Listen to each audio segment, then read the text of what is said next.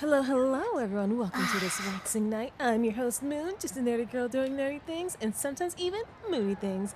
Tonight, we're back with some more Genshin Impact. We're going to be continuing the story right where we left off, in the midst of a murder mystery. 4 people have died. We don't know the cause. We don't know how to prevent it. And I swear to God, if anything happens to Tanya, I'm going to be upset. Forget everyone else. Tanya's the only one that matters.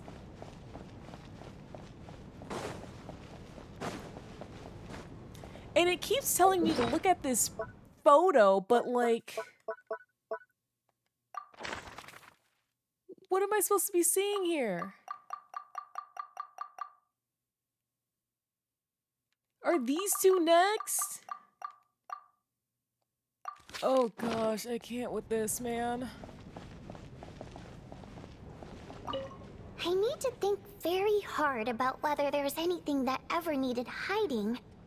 After all these years, there must be some things even I've forgotten about.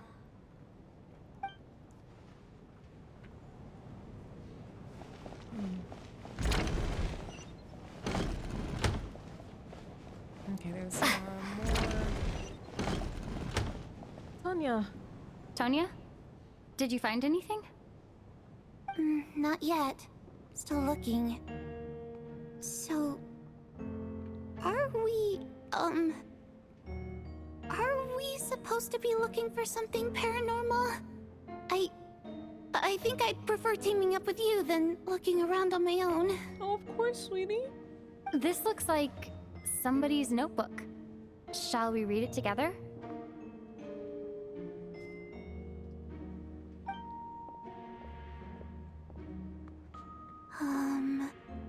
Well, it doesn't look scary or anything, so I guess it should be fine. All right, let's read it together.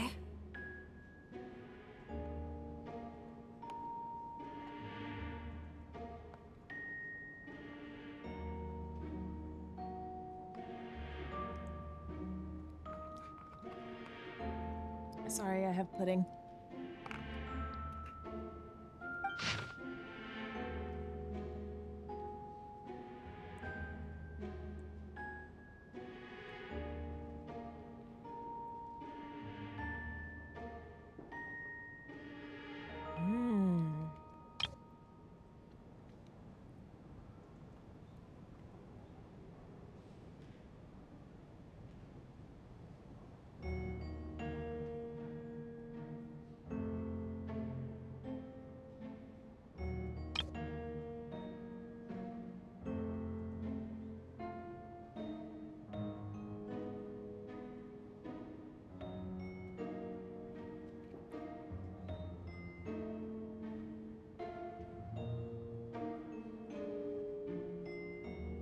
Huh. This has to be Vodyanitsa's writing, surely. Maybe it's a little rude for us to peek at this. I feel like I just read someone's secret diary by accident. Since it was an accident, it should be fine, but I'll admit I feel a little guilty too. It sounds like she's writing this for her parents, right? I don't understand. Why put this stuff in a notebook instead of mailing it in a letter? Because her water imp parents belonged to the aristocracy, who were driven out of Snezhnaya by the Tsaritsa long ago. And now they live somewhere new, where the postman can't get to. Oh, hey, Vodyanitsa. I am so sorry. I swear I can explain. We're sorry! It's fine. My fault for not storing it properly. I can't leave things lying around and expect them to get ignored when everyone's scouring the place for clues. Alright, give me my notebook back. I'll take over the investigation in this room.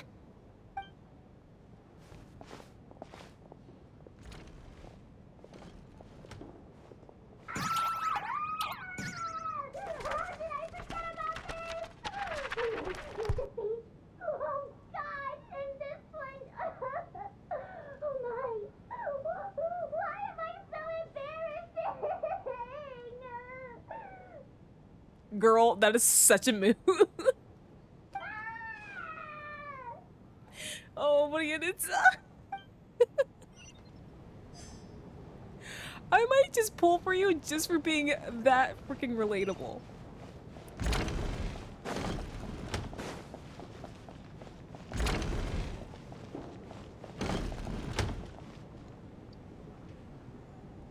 Ah, Traveler.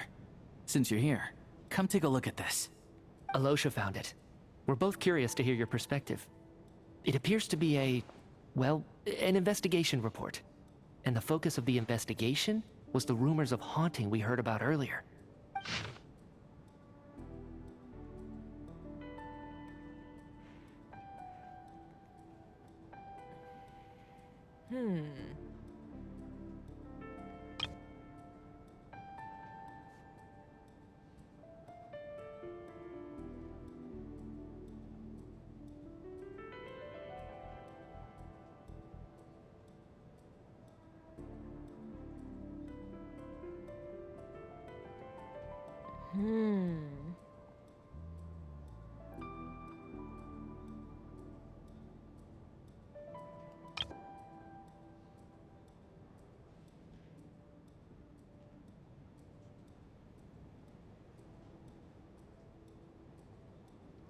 Angel civilization, An investigation report, huh? Looks quite old. Huh. This person's name looks to be of Sumeru origin to me. Was the investigator from Sumeru? The theater manager must have hired an investigator once specifically to look into this issue. But it doesn't look like anyone ever looked at the report. Presumably, the manager wanted to know if the supposed haunting was dangerous, while also being fearful of word getting out in case it affected the theater's business. Anyway, the bottom line is, the haunting is actually real after all. It's caused by an obstruction in the ley lines. Is there any chance this is the key to finally making some progress with the murder cases? Leyline problems are pretty unexceptional to me by this point. And while it certainly offers an explanation for the ghosts, it's hard to imagine what connection it could have to these two murder cases. Some of the language that appears at the very end of the report caught my eye. Angel civilization, ley line renovation? My area of research doesn't touch on any of that, so it's completely outside of my wheelhouse. Huh? A piece of paper just fell out from the report. It landed right by your feet. Well, let's see.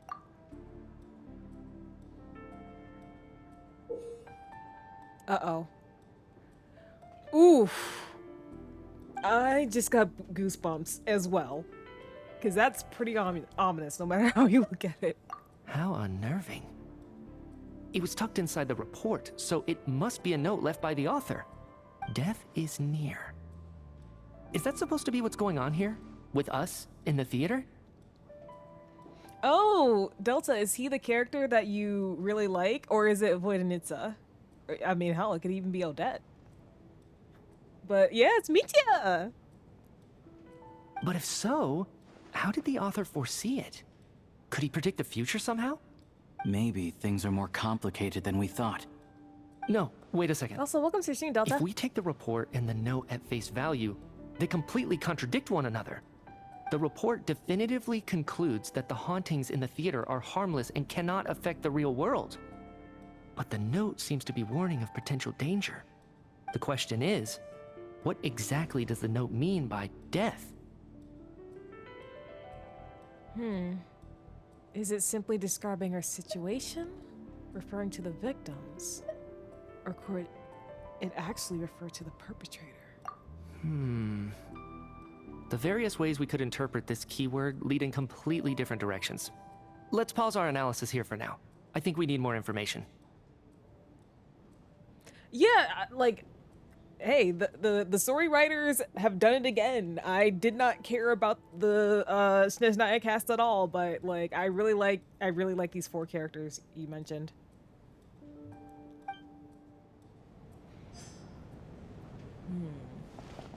The question is, what exactly does the note mean by death?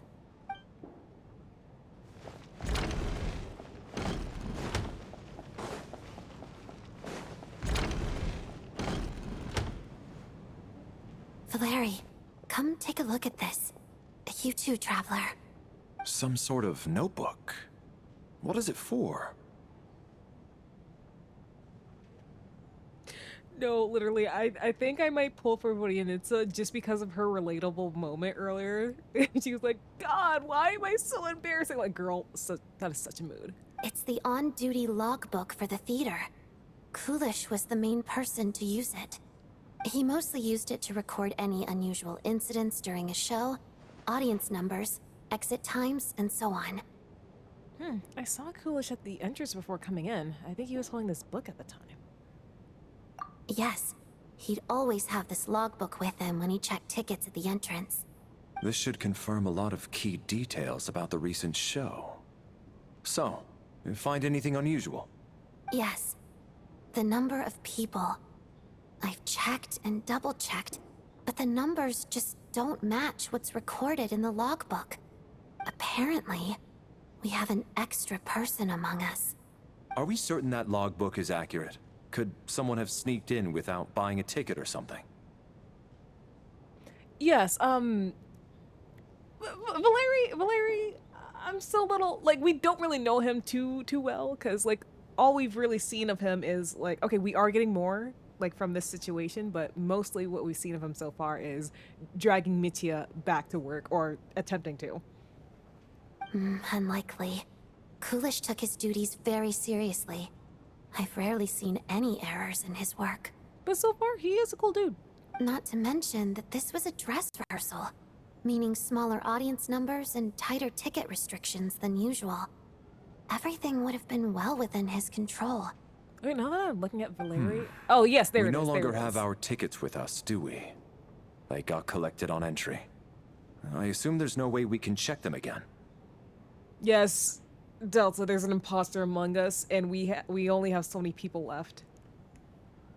But I was about to say, like, oh yeah, like I don't think I've seen his vision. Yeah, yes I have. Yes I have. I remember it, and I'm looking at it right now. It's on his gauntlet. That is a decent place to put it. Odette's stellar linchpin is on her back. Well, not on, like on her back, but it's behind her. Unfortunately not. The theater recycles tickets. Once people are in the door, they don't tend to leave until the show ends. So we collect the tickets at the point of entry. Oh, too bad Coolish is dead. If he were still around, we could just ask him. Still, I'm inclined to believe that this discrepancy in the head count is significant somehow. Did an extra person just materialize out of thin air? I will say though, Valeri's eyes kind of freak me out a little. If we take I all this don't together, like eyes it's with not multiple impossible, rings is in it? them. If anything, it's the natural conclusion. Oh, I beg to differ. This sounds to me like a product of a researcher's vivid imagination. And perhaps it's because I'm still viewing this through the lens of a typical murder investigation. But still, I'm struggling to be persuaded by your theory. Oh, here's another type of eye that like freak me out. Goat eyes, or specifically square pupils. They kind of freak me out.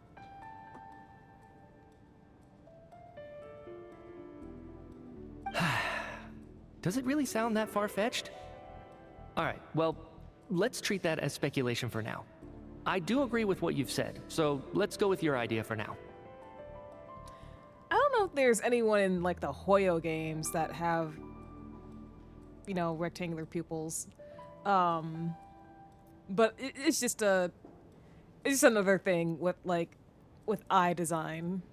Like if you gave them goat eyes, or like I know some frogs have, oh god, I'm thinking about it and it's freaking me out. But yeah, fun fact about Moon, she does not like seeing multiple rings in someone's eyes, nor does she like rectangular pupils like you see in goats and some frogs. Good. Okay, now that we finally have some meaningful leads, I think it's time to reconvene. Let's get the others.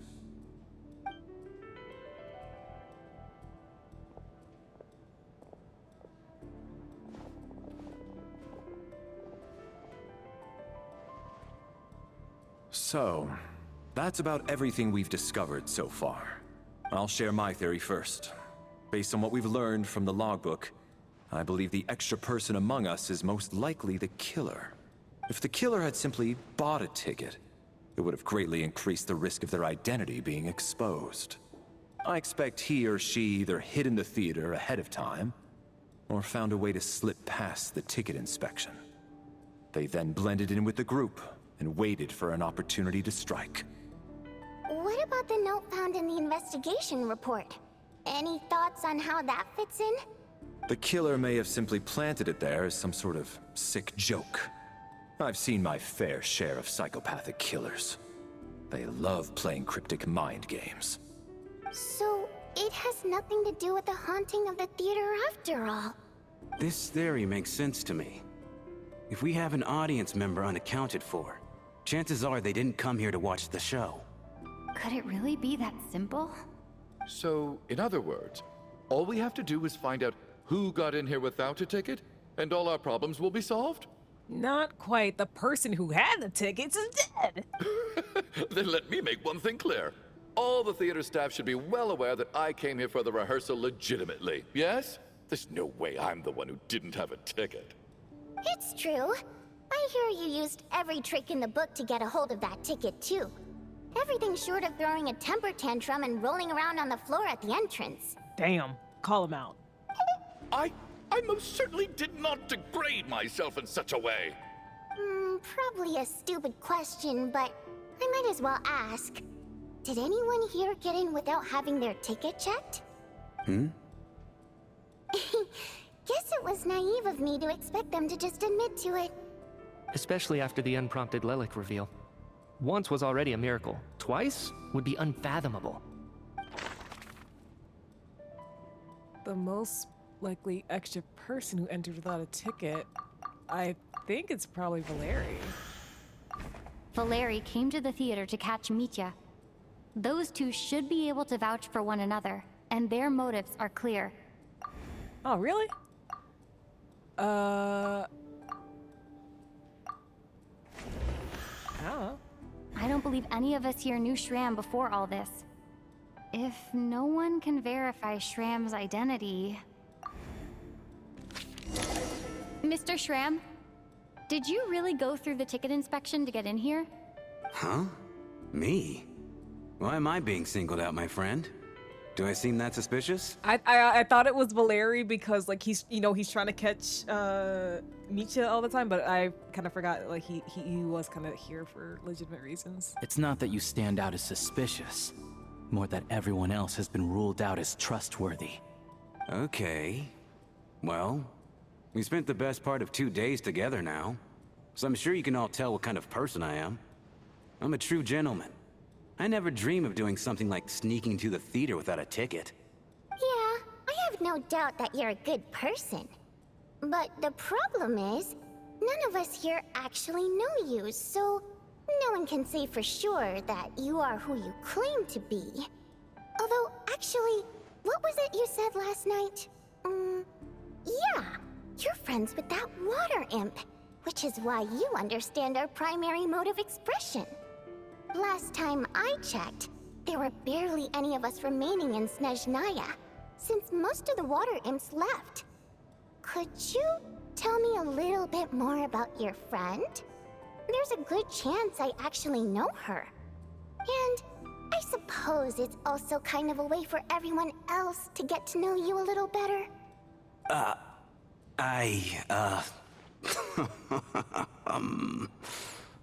Good grief. Are you blushing? Pull yourself together, man. Stop giggling like a teenage boy. It's revolting.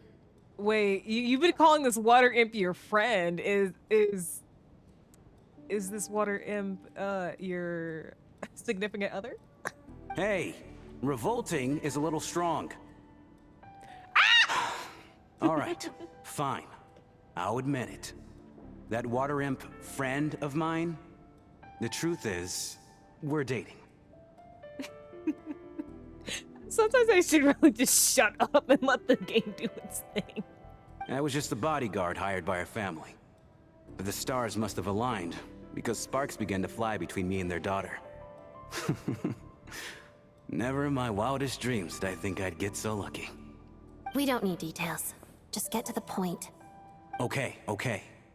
I'm just a little hesitant to reveal her name, that's all. You know how it is. These are delicate times. Even with me to protect her. If word gets out that she's dating a human, Both the Fae and human factions will give her a hard time. Really? Wait, no. That can't be. Huh? Shram, what the devil are you talking about? Why is everyone looking at me like that? Surely you can understand where I'm coming from. Wait. Wait. Is Shram, like... Shram, sorry. Is Shram from the past?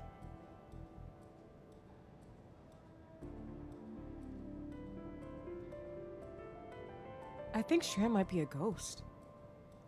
Delicate times? Factions? Yes? You know, the Civil War? Last time I checked, the Fae and the humans were still at each other's throats. If I'm not mistaken, the last significant civil war in Snezhnaya history was over 400 years ago, when Her Majesty the Tsaritsa had just taken the throne and was consolidating her reign. What do you mean, 400 years ago? What's going on here? Is Shram from the past? All right, Mr. Mitya, you win this round. As far-fetched as it is, it appears that your theory may be correct. I'm just as amazed as you are. I didn't even believe it myself, to be honest. Wait, are you saying everyone else time traveled? Is someone going to explain what's going on here? From the look on your face, you figured it out too, haven't you, Traveler? Mm-hmm.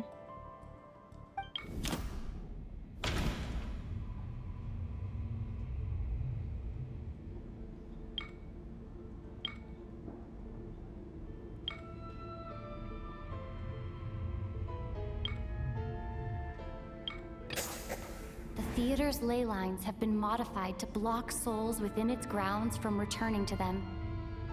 Some souls can even wander this place forever. Mr. Shram's statement proves he's from hundreds of years ago. And according to the investigation report on the theater hauntings, Mr. Shram is very likely a lost soul wandering the theater.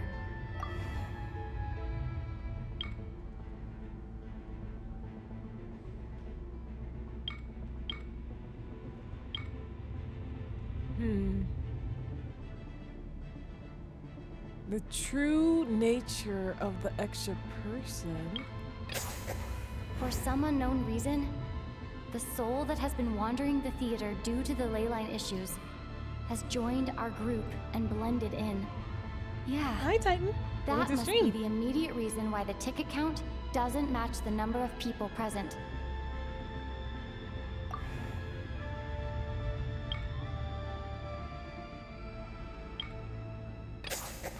The contents of the investigation report have been verified.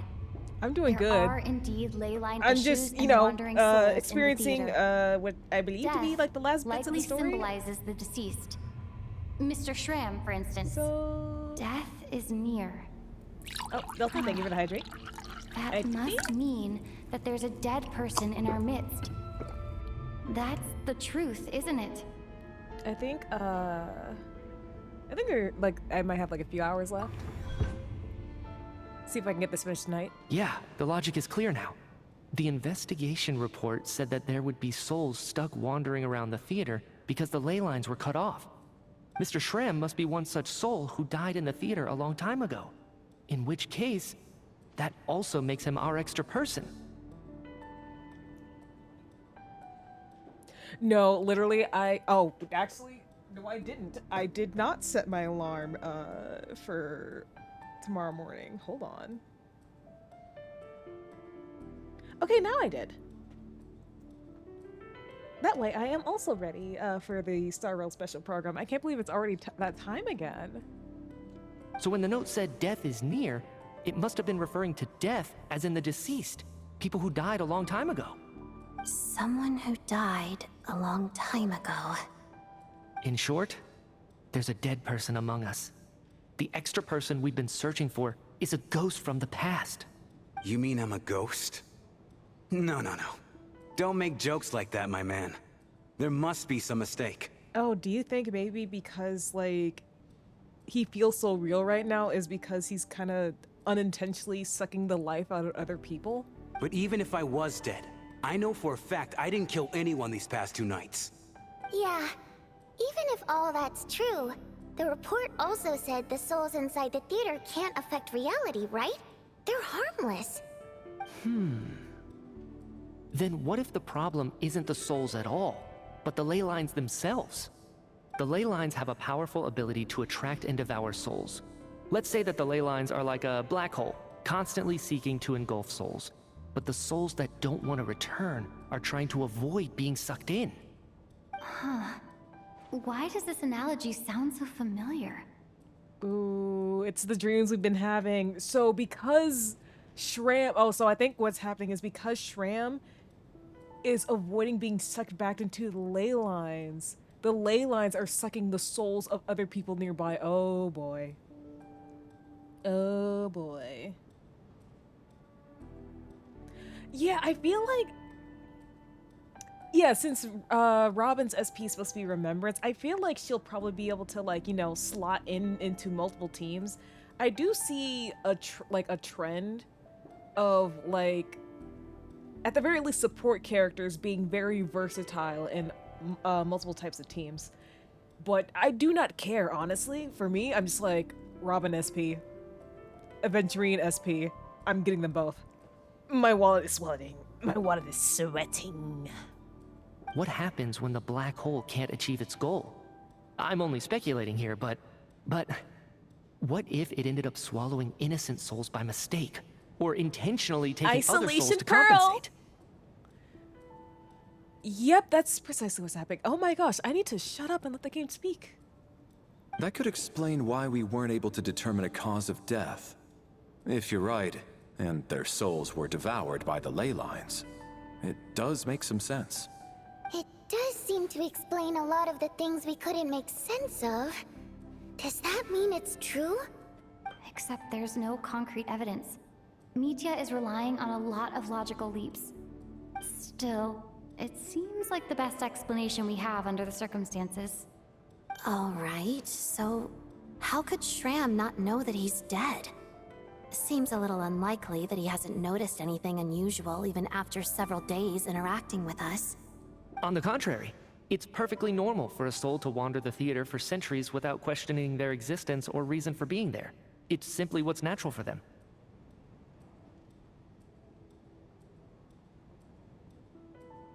Ooh, yeah. You know what? November 12th is approaching sooner than we think.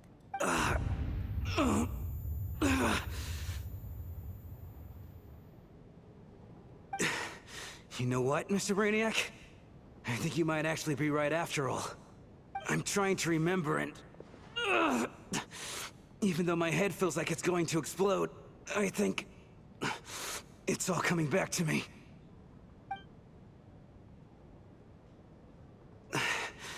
I was the one who didn't want to remember my own death, so I forced myself to forget. Well, I'm sure those are painful memories.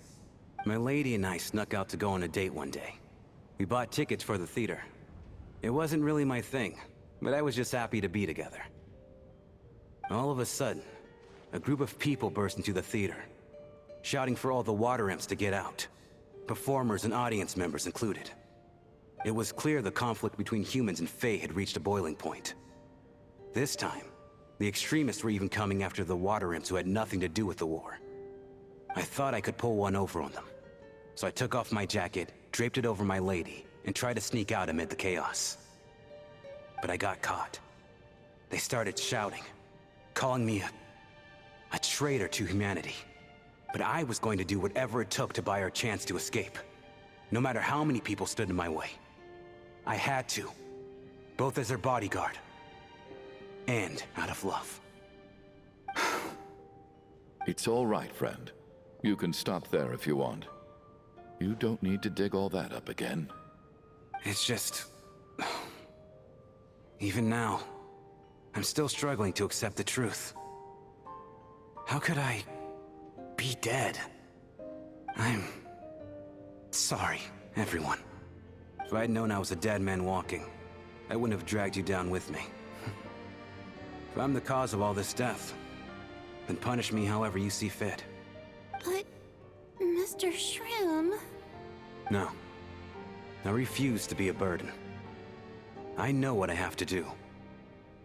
You said I've been wandering the theater for centuries, right? I guess it's high time I got a breath of fresh air. Out there, I mean. I'll leave this place, and take all this death with me. Go out on my own terms. Mr. Shram, I'm sure we can figure out a different course of action. My good sir, we both know I'm not supposed to be here. I should have accepted my death long ago. One way or another, this has to end. Unless you're saying this goes against another one of your military principles somehow. No, I'm speaking on a personal level this time. Let it go, man. Oh, wait. One last thing. Miss Water Imp. My lover. Her name was Litia. Litia Ozarova. Do you know what happened to her? Ozarova. Oh, Auntie Ozarova. That's what we all called her. I remember her as a very kind elder. She had a bunch of kids, too. I'm so glad she survived. And she had lots of kids? Good. That's... good. I could hardly expect her to stay single just because of what happened to me, right? As long as she went on to be happy, that's all that matters. Besides, I'm dead. My soul has been wandering around here for so long because I was worried about her. But now, I can go without regret. There's no need to see me off, my friends. I've enjoyed our time together over these past few days. Perhaps we'll meet again in the next life.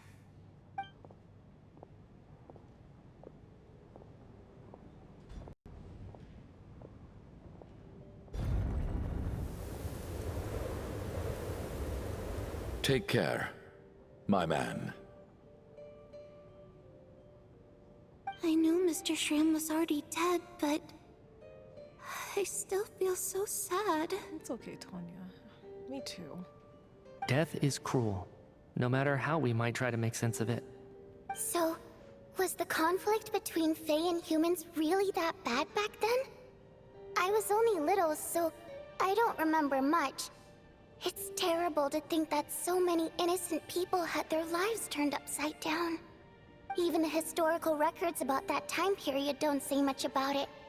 All people know is that the Tsaritsa founded the Fatui, drove out most of the Fae aristocracy without explanation, then used her terrifying power to suppress the humans.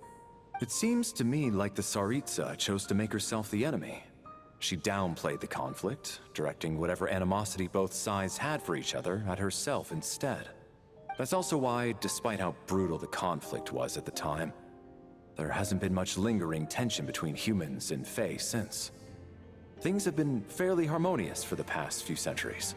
So, the Tsaritsa banished the Fae to protect the Fae living in the city? She offered herself up to be hated in exchange for peace. Well, she is the Archon of Love. She must have loved her people. Maybe it's not quite as bad as it sounds. I don't think Her Majesty is too concerned if mortals hate her or not. And besides, there are very few who truly do. All this time, I had no idea. All right. If Mitia's theory is correct, then I think we can consider this matter settled. Let's all take a break. Ugh, if only this blasted storm wasn't still raging on. Is someone gonna burst through the doors?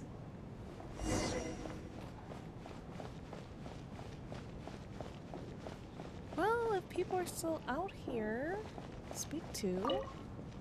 Even though Shram was already deceased, his decision to walk into the snowstorm was still a sacrifice, and a very brave one. This is one of the few times I don't feel at all happy to have my theory proven true.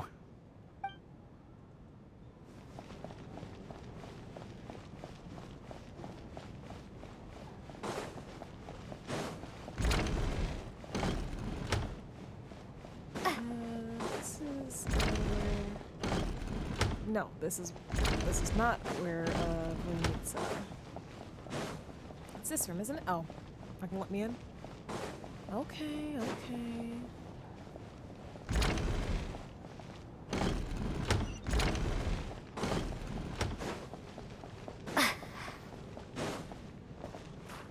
Oh, they meant over here. My bad.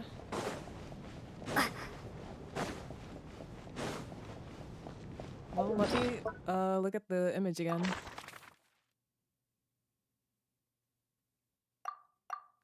Oh, he's... No, there he is. Yep.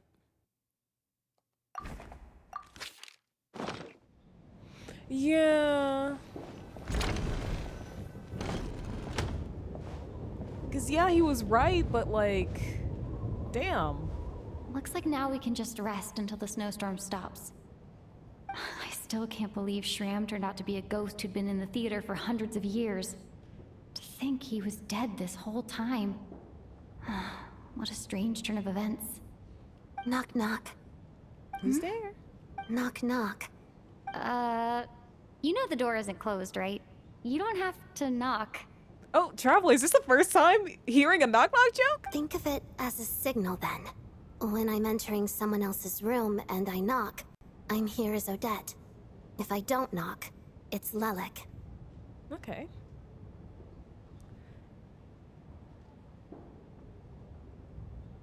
Please come in, Miss Odette. Thanks.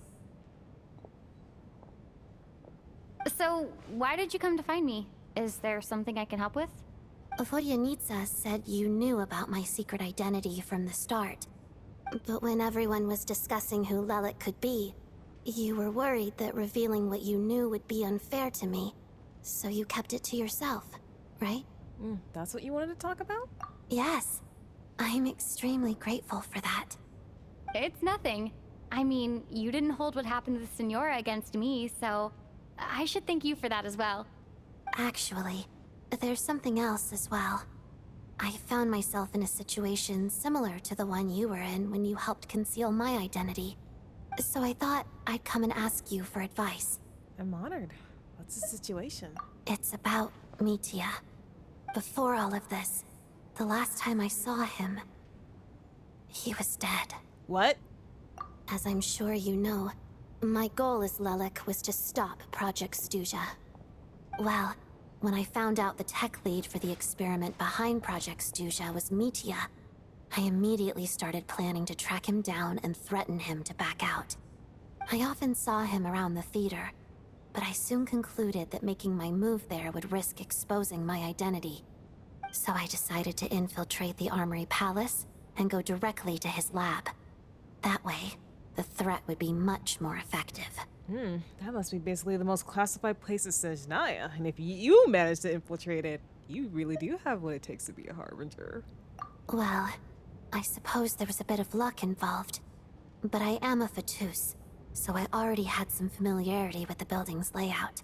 But when I finally made it to his lab, Mitya seemed to be dead. Well, how did you know? Are you sure he wasn't just dozing off? I checked his breathing and his pulse. He had no vital signs whatsoever. I'm certain of that. I thought maybe another anti-Project Stuja activist had beaten me to it, and chosen a much more brutal method. So I made myself scarce. That's why you were so on guard around Mitya that first night here. Yes. When I saw him sitting in the audience during the performance, I could barely contain the shock. To me, it was a miracle. Somehow, he'd come back from the dead. But then, the murders started happening and things got so complicated that it wasn't really at the front of my mind. That is, until Mitya himself said there must be a dead person among us. Then, I couldn't ignore it any longer. And yet, you thought that bringing it up right away would single Mitya out. Just like when everyone was suspecting Lelik. Exactly. I thought there could be something I was missing. Besides, we soon figured out that Mr. Shram was a ghost. And we knew there was only one extra person. So we thought he had to be the one. But now it seems like there's another candidate. I understand why you kept it to yourself. There was so much information being thrown around during that discussion. Bringing up Mitya would have just introduced more confusion. So, what do you think we should do? Let me confirm one thing first. When was it that you found Mitya dead? Around a week ago, sometime in the afternoon. A week ago? That's earlier than I thought. I saw him just a few days ago at a restaurant. That definitely would have been after you found him dead. He seemed completely normal to me. Chatting with Vodyanitsa, trying to avoid Valeri. So he was definitely alive on that day. Huh. Well, all I can say is I know what I saw. Can he just like stop his vital signs whenever he wants? Here's a thought. The reason we even suspected a dead person could be among us was because of the problem with the theater's ley lines. But Mitya's death happened inside the Armory Palace. The ley line issue affecting the theater shouldn't reach that far. You're right. I guess he doesn't fit the profile of the person we were searching for. I think the chances of it being him are very low. Surely he can't have died for real in the Armory Palace. Unless what? Unless he really did come back from the dead. You're right. Do you think we need to disclose this to the others? Huh, what's this? A private meet and greet? Where do I line up? That's not what's going on here. Well, I was just making the rounds. Thought I'd try to lighten the mood a bit. Vodyanitsa's handing out food if you're hungry.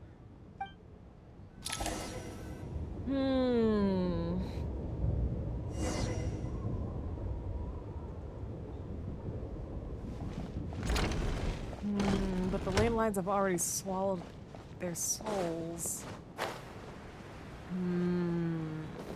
Now we got another mystery on our hands.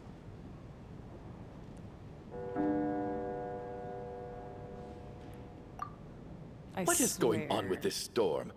Could it be connected to that monster that just arrived in Snezhnaya? I almost hope it is. Her Majesty the Tsaritsa left to vanquish that beast herself. We just need to wait for her triumphant return. Do you think people still feel the cold after they die? I'm wondering about Shram. Oh, maybe we should have given him a coat before he went out there. Death itself is cold, isn't it? I'm sure the storm will embrace him. Well, I hope he has a safe journey. I'm going to miss him, I think. It's not like we can blame him for Rampana and Kulish's deaths.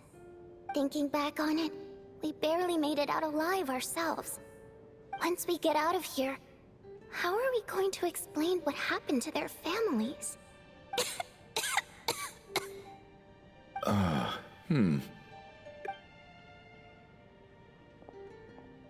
Are you okay? Here, take this. I've never used it. Thanks. Look who's Mr. Nice Guy all of a sudden. Is it because Tonya stood up for you this morning? At least you know how to return a favor. Yeah, without Tonya, who knows how badly he would have been hurt. I told you already, I never intended to resort to violence. Duh, bunch of rascals. Little girl? I was rather surprised when you spoke up for me this morning. I didn't think I had many admirers here, so, thank you. Oh, no need to thank me. I said some bad stuff about you too. Don't apologize for that, Tonya. You were right. I've been, too embarrassed to admit it, but, you remind me a lot of my daughter. So kind to everyone, but never lets her old man off the hook. Unless my wife and I are having a fight, then she's always on my side. Especially when she was little. Every time I took her out... All right, easy now. How long have you had that cough, Tonya? I don't know. It's probably been a while. I'm fine. my gosh. Is there a medicine I can get for you? Because I'll do it. Are you taking anything for it? Yeah. I'll be fine once I see my brother. He's gonna pick some frost fairy flower leaves and brew a tonic for me. I'll feel much better once I drink that. I see. That's good to hear then. We should probably discuss arrangements for tonight. Now that the deceased has left our midst, there shouldn't be any more incidents. However, out of an abundance of caution, I'll keep watch. Shouldn't we take shifts? I can take one if needed. No need. I managed to get a nap in earlier, so I have plenty of energy right now. After all the tension of the past few days, everyone else should just focus on getting a good night's sleep.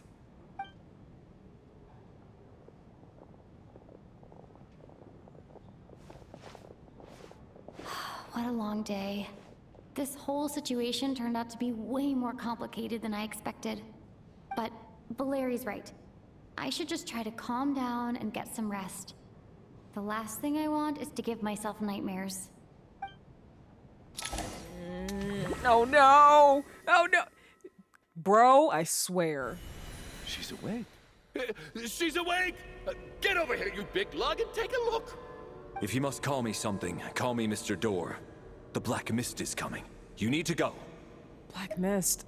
Haven't I heard that before? Are you no, all right? No, Can you walk? We just got attacked by monsters on our way up.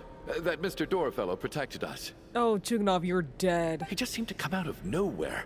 Not much of a talker, but when it comes to taking down monsters, that man doesn't hold back. Oh no. Curses! The Black Mist is catching up to us. We need to keep going. Mr. Door, I don't believe I've ever seen you around here before. Why is that? There's no need to try to get to know me. I'm just Mr. Door. Mr. Door! Looking for trouble? I can just push these ones off. Well, anyway, we're lucky to have you here. Thanks for saving us earlier. No need to thank me. This is where my duty lies. Yeah. They won't let me-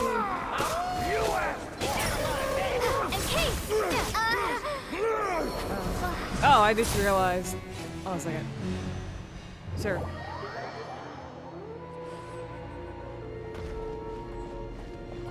Oh. Looking for trouble? Ready to taste my fist?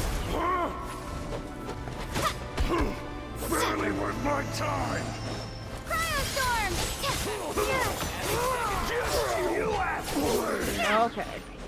Okay. I didn't realize. I didn't realize I had Valeria in my team. I was like, why am I dying? Like.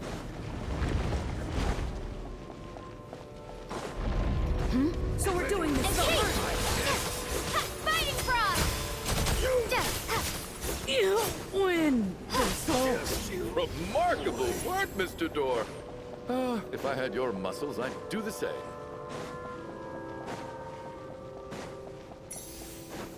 Are none of these doors the one you're looking for? No.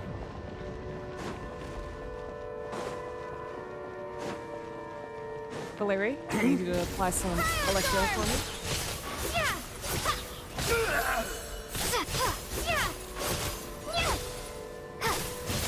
Come no closer.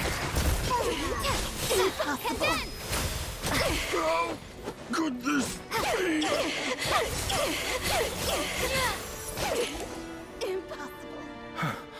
I'm so exhausted.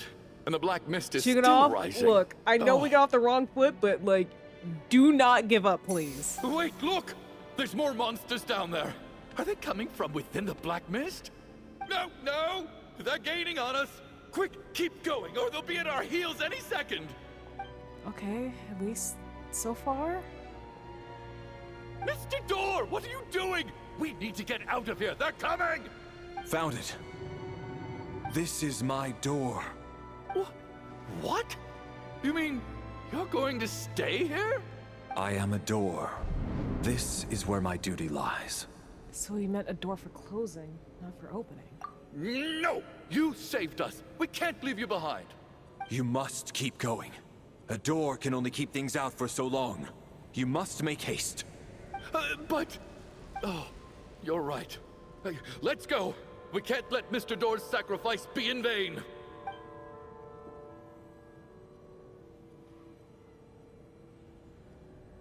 The black mist isn't moving anymore. Looks like both the monsters and Mr. Door are gone. I didn't just imagine all that, did I? Surely I wasn't so scared out of my mind that I hallucinated a door as a human being. No, I remember Mr. Door too. Oh, okay, good. There's no way we both hallucinated the same thing. Getting sleepy? Well, looks like we're safe for now. Go ahead. Let's get some rest. Bro, this is freaking me out. What time is it? Is it morning? I think I had a nightmare. Oh, I guess everyone's still asleep. These past 2 days have been exhausting. Bro. Valeri's keeping watch though, so he's probably the only one awake. Bro. Valeri? Bro. Bro! Oh, God.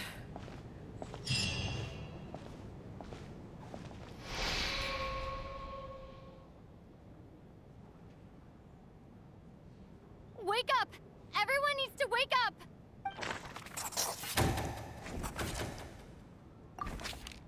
Just like the last 2 nights. No clear cause of death. I've been a real thorn in your side, haven't I, Mr. Valeri? Now you can rest in peace. But for me, life will be all the duller for not having to run away from you, my friend. They didn't really kill off a playable character, right? How's Tonya? Is she okay? I just checked on her, and it doesn't seem like anything serious. She's just exhausted from the past couple of days, and she's still recovering from her illness. We should let her sleep a bit longer. That means Valeri was the only one who died last night. If Valeri was awake and keeping watch, it would have been impossible to kill him without waking everyone else up. That much is certain. Oh, so does that mean they were taking 2 lives every night because they were trying to get 2 souls? This is so frustrating. Why has nothing changed since yesterday? I thought we already dealt with the dead person causing all this. Actually, one thing has changed. There's only 1 victim this time, not 2. Does that mean...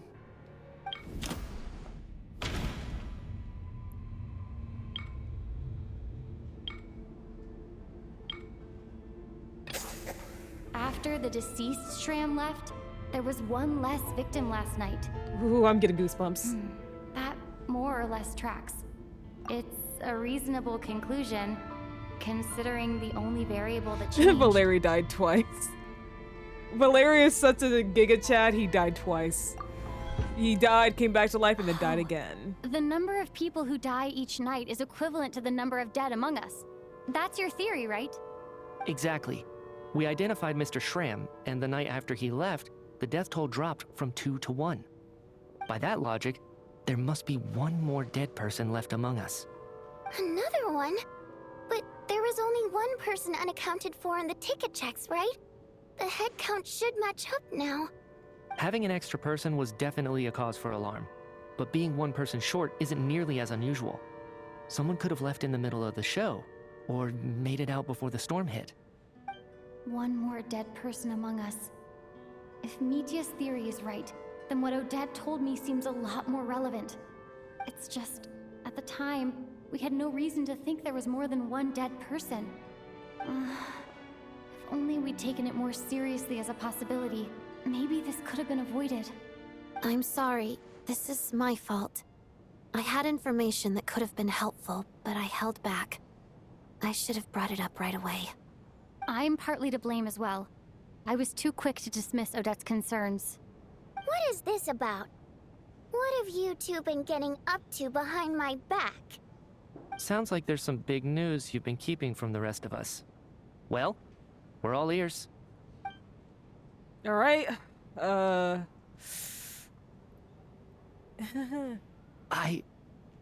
the dead person? Wow, That's certainly news to me. Odette and I talked about it yesterday, but we thought it just wasn't possible, so we left it at that. Yeah, I don't blame you. If I'd been there, I probably would have reached the same conclusion. It just sounds too unbelievable. Let me just try and verify this. I just scoured my memories trying to think back to the afternoon Miss Odette mentioned. But I honestly have no recollection of dying. That's where I'm different than Mr. Schramm. Having seen Mr. Mitya a few days ago myself, I also find it hard to believe he could be the other dead person among us. It couldn't possibly be, like, Chuganov, right? Well, if it isn't Mitya, then who? Do we vote on it? No, this is really turning into Among Us. So are we gonna vote someone to send out into the storm and hope no one else dies? If you don't mind me asking, Traveler, I believe you mentioned that you know Tonya's brother. Had you ever met her before all this? No, never. Wait, are you saying... Now, just 1 minute. I know where this is going. You can't just randomly point a finger at anyone you want.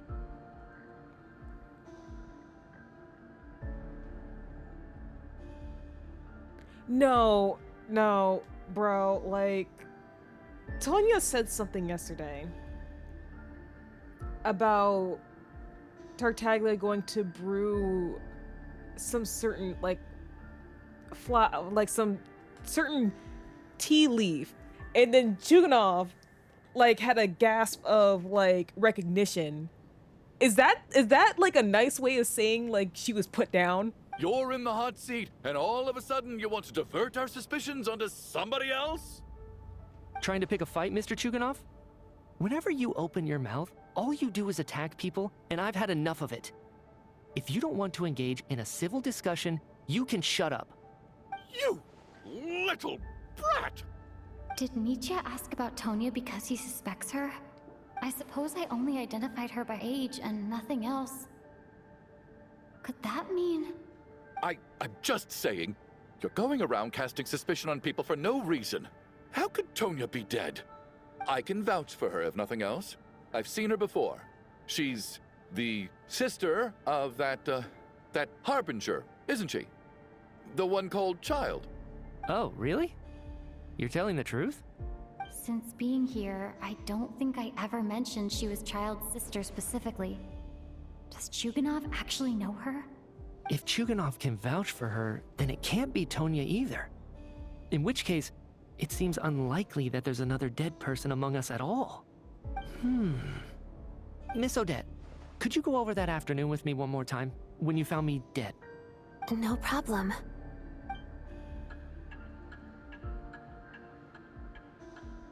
Valeri's just slumped over.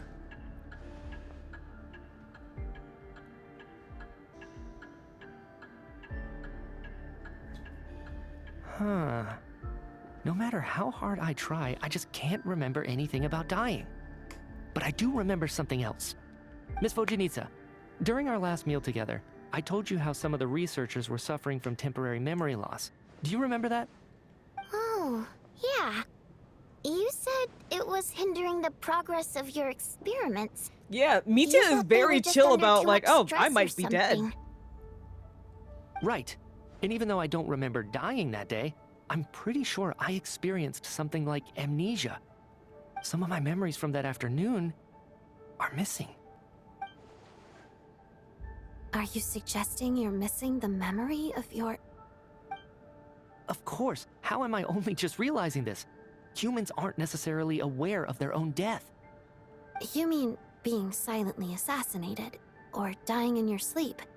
Situations like that? The researcher's amnesia. Suddenly it all makes sense. I must thank you, Odette. I think your perspective just helped me reach a breakthrough on a series of issues that have been troubling me for quite some time. All right. It's decided then. I'll be the one to leave today. No! Oh, leave? Hey, wait a minute. Aren't you rushing into this? What if you're wrong? You'll pay with your life. Yeah, this game of Among Us is getting a little too real for me. Come on, kid. Aren't you gonna fight for your life? This seems like a rash decision. I have other reasons beyond what's been discussed. In fact, thinking back, I remember during Miss Odette's performance, while I was sitting in the audience stalls, a brilliant new idea for my research popped into my mind. But then, my train of thought suddenly cut off. I can't remember it now at all, and I didn't take any notes. I guess that must be another instance of temporary amnesia. No. Hold on. I see where you're going with this. You're suggesting that each instance of temporary amnesia is a death, right? There's a glaringly obvious flaw in that idea, no? How can one person die so many times? I believe Miss Odette's account. During the period where my memory is blank, I must have been either dead or in a similar state.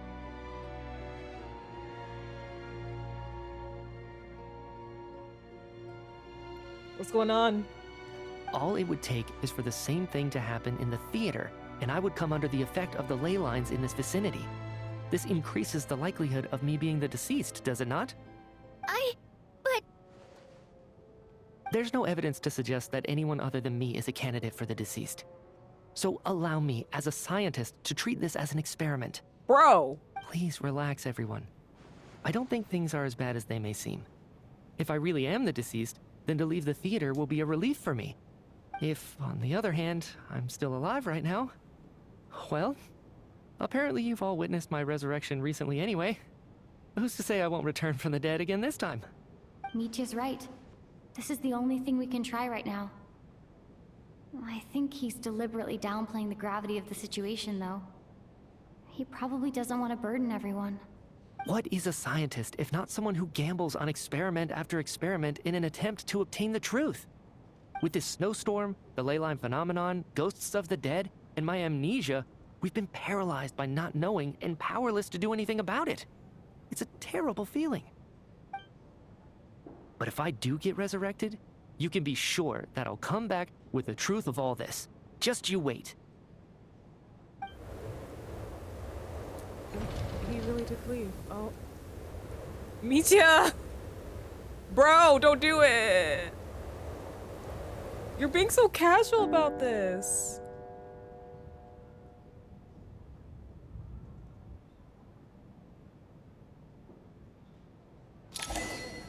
Beyond the loop. I don't like that. Poor Mr. Mitya. I didn't even get to see him one last time. No, what if it is Tonya? Because what if she's just a dead person who happens to has the same name and also looks like she could be child sibling? Maybe it's a good thing that you weren't there to see it. It was a hard thing to watch. I hate goodbyes. Why does it feel like everyone around me is slowly disappearing? Not just in here, I mean. In the outside world, too. Maybe it's the realization that, at the end of life, everyone has to face it alone. Come to think of it, the main reason we're still alive right now is pure luck. Each morning here, for every one of us, there's the chance that we might not wake up. You could take it a step further and say that the same is true outside, too. Who can never be 100% sure when they drift off to sleep that they'll open their eyes again in the morning? Waking up in the morning is a blessing. If I make it out of here, I'm going to cherish every moment that I'm awake and live without any regrets. Without regrets? I feel like a strange sense of anxiety has been quietly growing inside me over the last 2 days.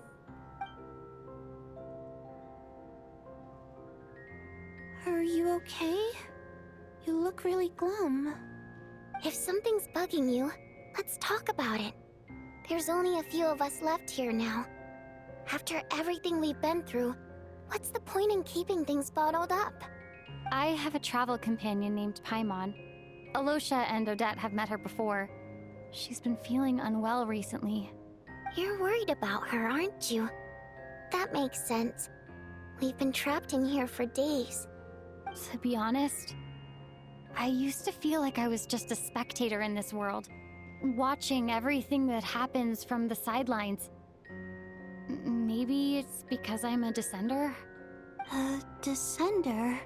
But With Paimon by my side, over time, I slowly felt my connection to this world growing stronger.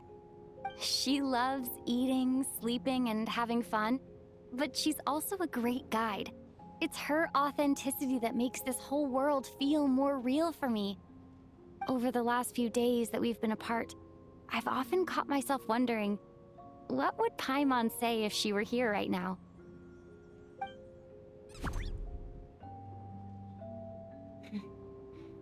But by the time I snap out of it, the conversation has already moved on and I'm still in my own little world.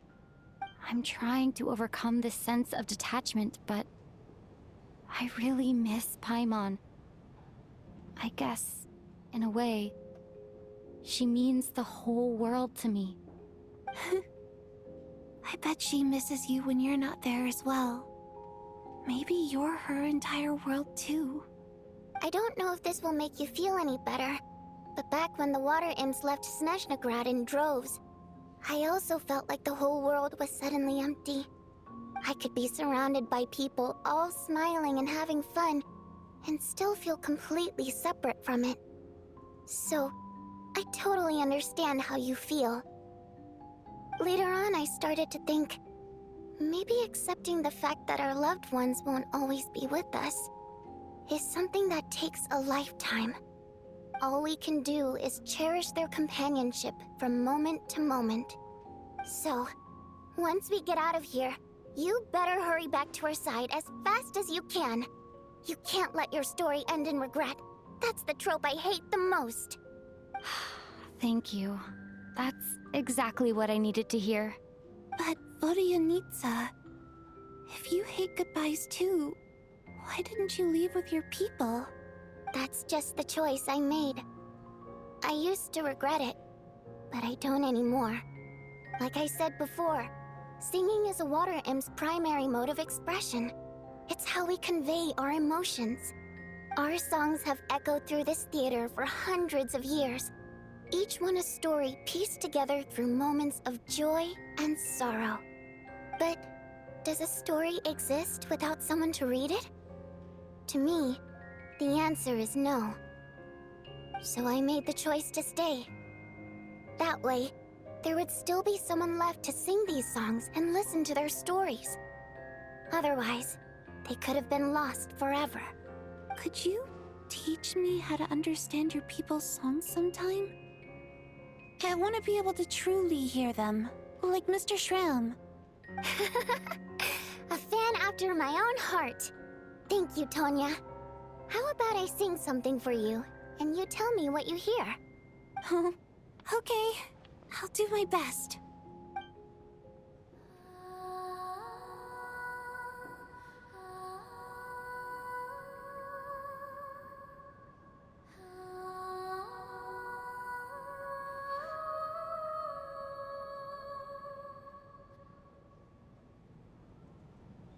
I've never heard that one before. I feel like I can hear a sense of...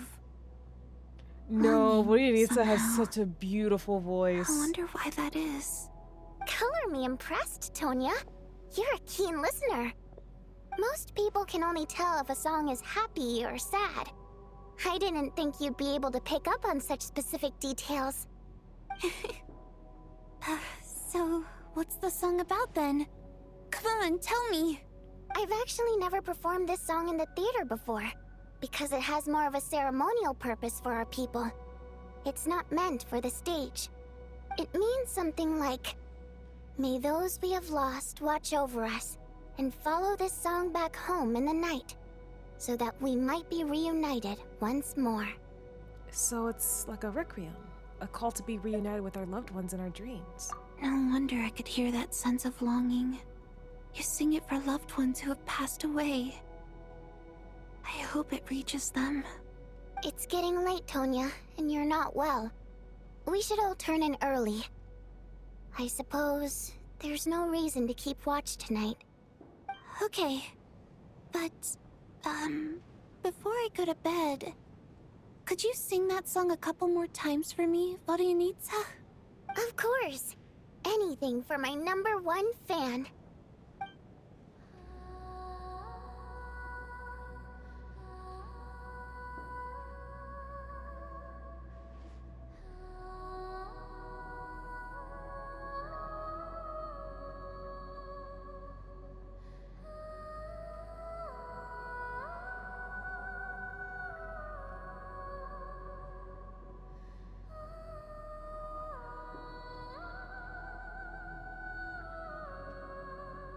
Once I get out of here, I definitely don't plan on ever coming back.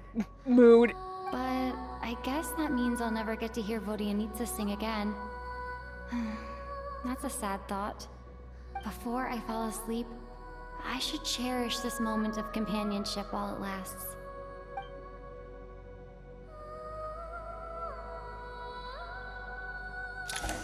Damn it. Oh god. I think it is Tonya. Ugh. Where am I? It's so dark in here, and I feel kind of dizzy. Am I alone? Oh, it is Tonya. What was that noise? I don't like this. Stop! Stop!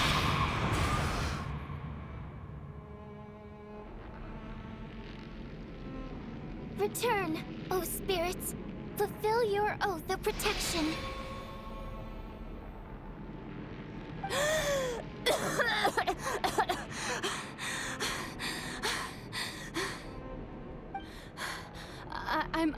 I'm alive? What just happened? No time for questions. Quick, over here. Turn on the switch. We need to bring back the light.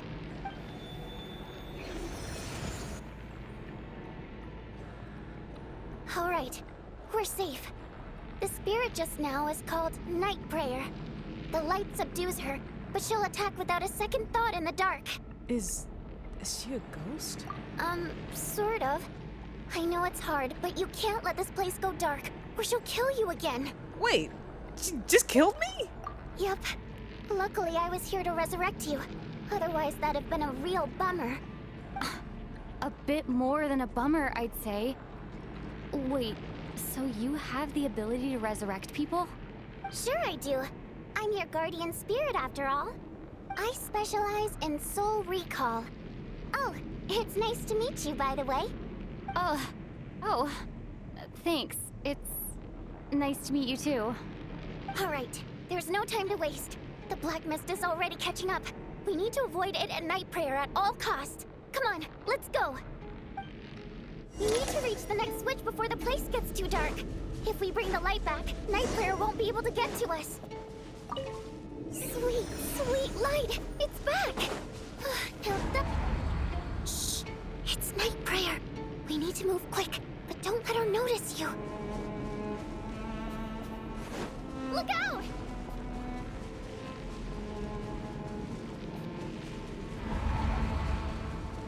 I don't like this. I don't like this. I don't like this. I don't like this.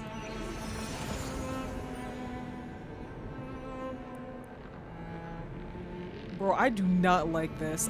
When did Genshin become a horror game, huh? The next switch is over there.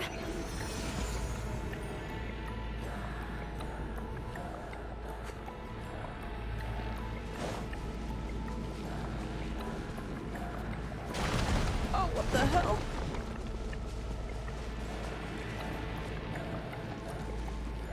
How am I supposed to get past her? That's some bull!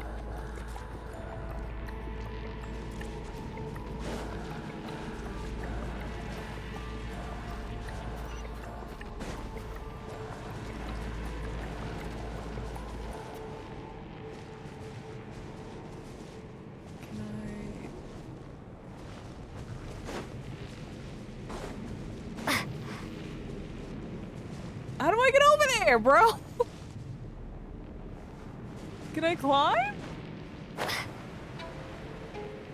Nope.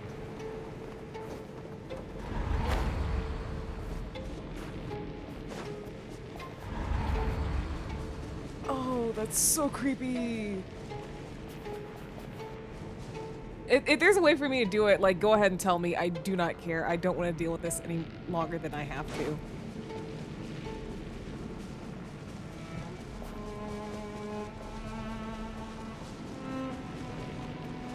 So you're putting me there. Oh, maybe I can just run. Are you talking about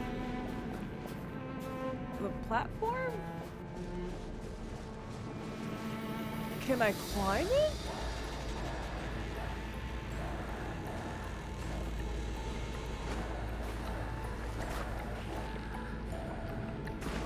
Ah. I think I'm stuck.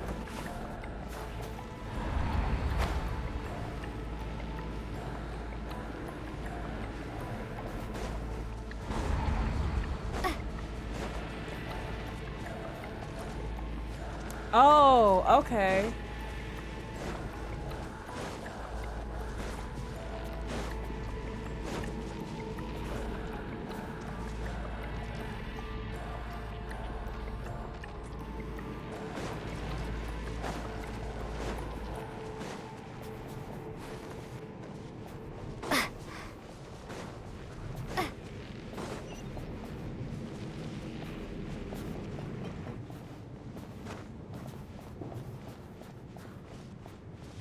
Oh, this looks familiar.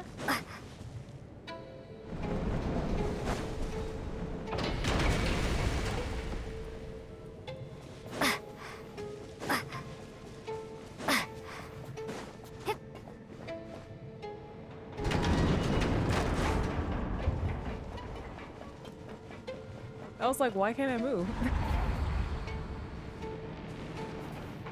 Oh. No! Nightbringer is here too! This can't be the only path. Let's head up there and take a look. The switch is just up ahead. Hurry! It's too dark. We're not gonna make it. Come on, faster!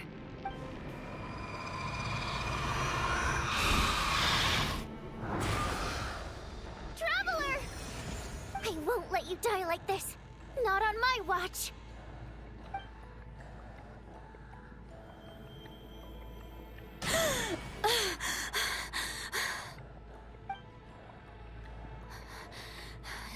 Even though it's not permanent, dying is definitely not a pleasant experience.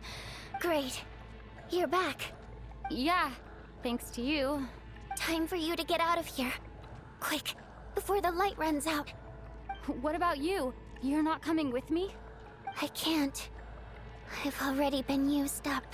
What does that mean? A guardian spirit's skills are finite. I can only resurrect someone so many times. I might not look any different, but my essence has been exhausted. Now, I will slowly start to fade away. I can go no further. The black mist is where I belong. It's okay. Why didn't you tell me sooner? Because it wouldn't have changed anything. That knowledge would have just burdened you. And a guardian spirit's role is to protect. But... Go. Now, before it's too late. I already hear Nightbringer approaching.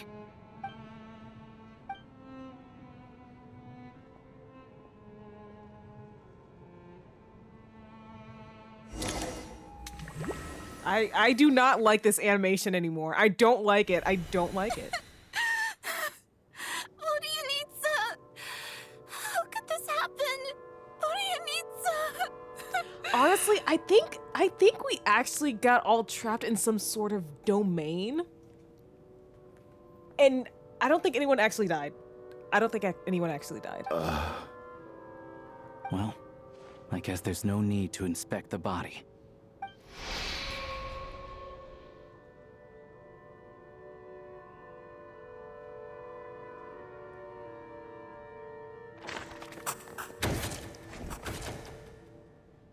This wasn't supposed to happen. You lied to us, didn't you, Chuganov? You've been lying from the start. Take a long, hard look at yourself before you go around accusing other people. I suspected you on day one, Lelik, and now look where we are. By some strange coincidence, you've never been targeted. You just happen to have survived this long? No, you should be the prime suspect. And you, little hunter, ever so content with staying on the sidelines. Yet, you were the one who stopped us from leaving from the start! Why are you trying to keep us here? Now you're just lashing out indiscriminately. That's either a sign of anxiety or a guilty conscience. Where was all this passion and bravado before? Decided to fight until the bitter end. Is that it? Is that a threat? Fine, bring it on. You think I'm afraid to die after all this? You want to kill me? Go ahead. I'd like to see you try. After all the trauma of the past few days, everyone's been pushed to the breaking point. Valeri and Nietzsche aren't here anymore. Someone else needs to step up and take charge. But first, I need to think this through. Considering everyone left, who's the most likely candidate for the deceased?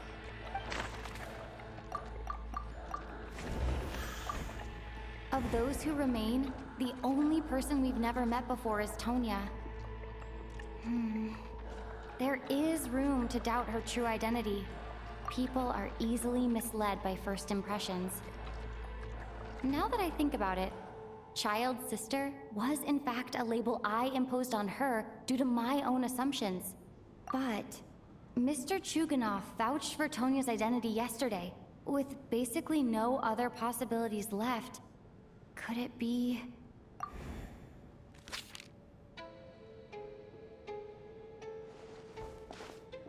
Tonya, how's Tusser been lately? Tusser? Oh, yep, it's her. Your brother Ajax must have mentioned me in his letters home, right? Did he say anything about a blonde traveler? No.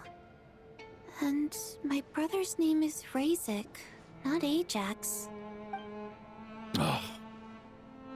Chuganov, looks like it's your turn to do some explaining. Yesterday you said you could vouch for Tonya. Why did you give us a false testimony? I knew you were behind this, Chuganov. You've been lying through your teeth from the start. Everything about you is fake. Down to the wife and daughter you're always talking about. Your entire family man persona is a charade, isn't it? That night, when I infiltrated your place as Lelik, I noticed you were home alone. Didn't think much of it at the time. Just thought everyone else was out. But thinking back on it now, that doesn't seem very likely. My guess is, you live alone, don't you?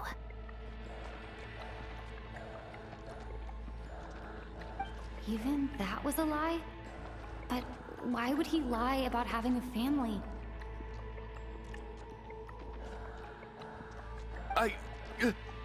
Oh! Curses! Oh, why is there no end to this blasted snowstorm? If it would just stop! I think I remember now. I know how I ended up here. It feels like a distant memory. But at the same time, it's just like it was yesterday. The reason I'm always coughing is because I got sick with frostbite. The locals usually call it the snow cough. It's not a very common illness. It's partly genetic and partly caused by the cold climate, but it can be fatal. They sent me to the hospital as soon as they found out I had it. And I spent so long lying there in that hospital bed. After a while, I felt myself growing weaker and weaker. Nothing seemed to be working anymore. Neither the treatment that the doctors were giving me, nor the medicine my brother was brewing from frost fairy flower leaves. So one day, I told my brother that I wanted him to take me outside for once, so things could be like they used to, just for one day. I wanted to meet loads of friends, experience new things. He agreed. He snuck me out of the hospital, and we escaped. We got to the theater, bought tickets, and went inside. Oh, it was all so exciting. I remember the show very clearly. It was amazing. But I found myself getting sleepier and sleepier. Oh, Tonya. When I woke up, I couldn't find my brother anywhere, so I guessed he'd already left. But there's no way he'd leave me behind. So I decided to stay here and wait for him. At the time, I figured he'd probably gone to brew some more medicine for me. I was planning to chew him out for abandoning me when he got back. Tonya, it sounds like by then you'd already... Yeah, I know. I understand now. Dead, aren't I? This cough and the feeling weak, it's probably just my body's memory. After all of that, it turns out I can't blame my brother after all. I was the one who abandoned him. I'm sorry, everyone. I realized this much too late. It seems like death skewed my perception. And now I've dragged you all into this mess. Your name probably isn't even Tonya, is it? Didn't that ever strike you as odd over the last few days? Well, when I was little, my brother and I read a storybook, and Tonya is the name of one of the characters. Alright, then if you remember your real name, can you tell us? When we escaped from the hospital, our family and the hospital security were looking everywhere for us. So when you first approached me and said my brother had sent you, and called me Tonya, I thought he must have chosen a fake name that only the two of us would know. Because he was afraid of getting caught. No. It seems like that was just wishful thinking. At least your memory of death isn't painful. That is a small comfort. Now it's your turn, Chuganov. Talk to us. I believe no lie is ever told without a reason. You're right. I was lying. I happen to know that the Harbinger child and his sister Tonya managed to get tickets, so... I lied to you and pretended I knew them. And yes, I was lying about my family too. The truth of the matter is, I lost them a long time ago. I just refused to accept reality. And now I've spent the second half of my life living a lie. I'm a joke. My daughter's name was Iskra. And before you ask, yes, Iskra, as in Iskra Manufacturing Plant. She also died from the snow cough. She was just 6 years old. If she were still alive today, she'd be around the same age as little Tonya here. After Iskra passed, my wife couldn't bear to face those memories either. So she chose to start a new life, without me. One day when I came home from work and saw the empty room, I felt like I couldn't breathe. Subconsciously, I started to imagine that they were still there. I soon discovered that this was the only thing that made me feel any better, so... I just embraced the delusion. Nothing more than a pathetic means of escapism, I know. But at least it's not a crime. So explain your false testimony, then. The night before last, when I was chatting with Tonya, she mentioned that her brother would brew medicine for her from frost fairy flower leaves. Combined with her various symptoms, I suddenly understood everything, including the fact that she was deceased. The snow cough used to be an incurable illness. I would pick frost fairy flower leaves to brew medicine for Iskra too. It took hours and hours on the stove. But the year after my daughter passed away, the Jester of the Fatui announced that a cure for frost blight, also known as the snow cough, had finally been developed. It turned out that all previous treatments were completely ineffective. No better than random concoctions. That was the final straw for me. I just couldn't take it anymore. Just one more year. One more year, and everything would have been okay. So, more than anyone, I know full well that in this day and age, no one in their right mind would still be using frost flower leaves to brew medicine for the snow cough. Poor Miss Tonya, therefore, had to have been from an era when snow cough was still a terminal illness. So, you projected your daughter onto her? Even though you knew she was one of the dead? Even though you knew protecting her could get you killed? That doesn't make any sense. You knew she was already dead. What did you hope to achieve by protecting her? I just don't believe in your crackpot theories. Nor do I approve of your actions. How can you just declare a living person dead and throw them out into that snowstorm?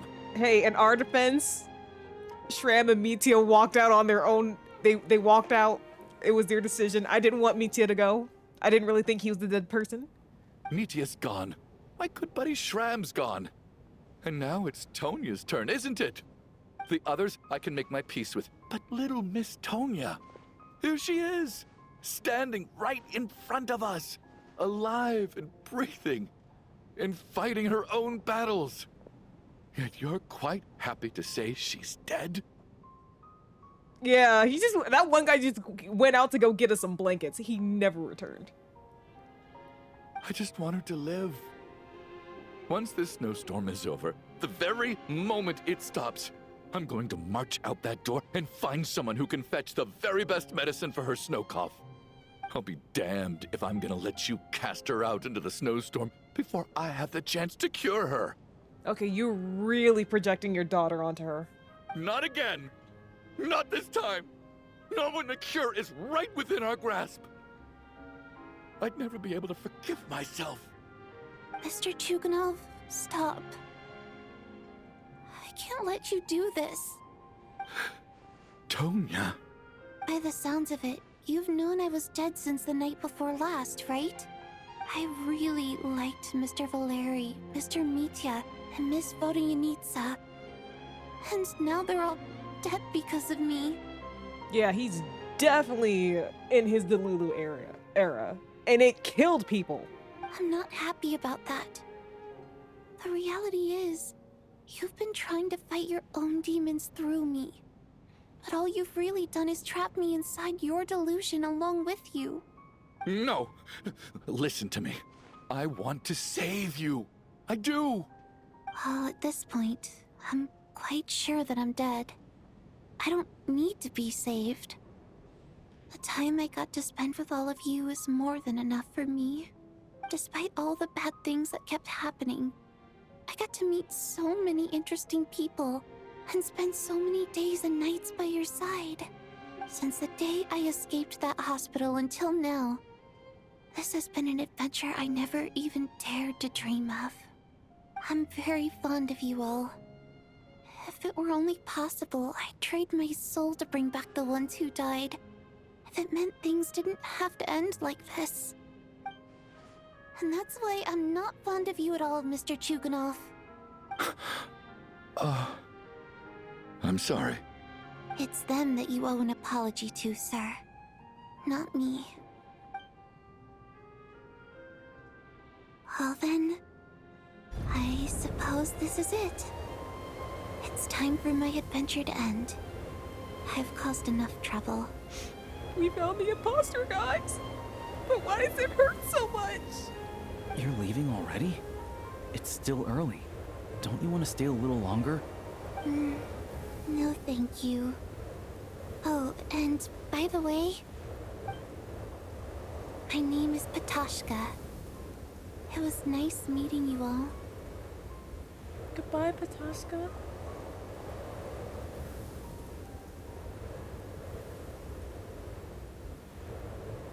Feels strange that we're only being properly introduced now that it's time to say goodbye. Patashka.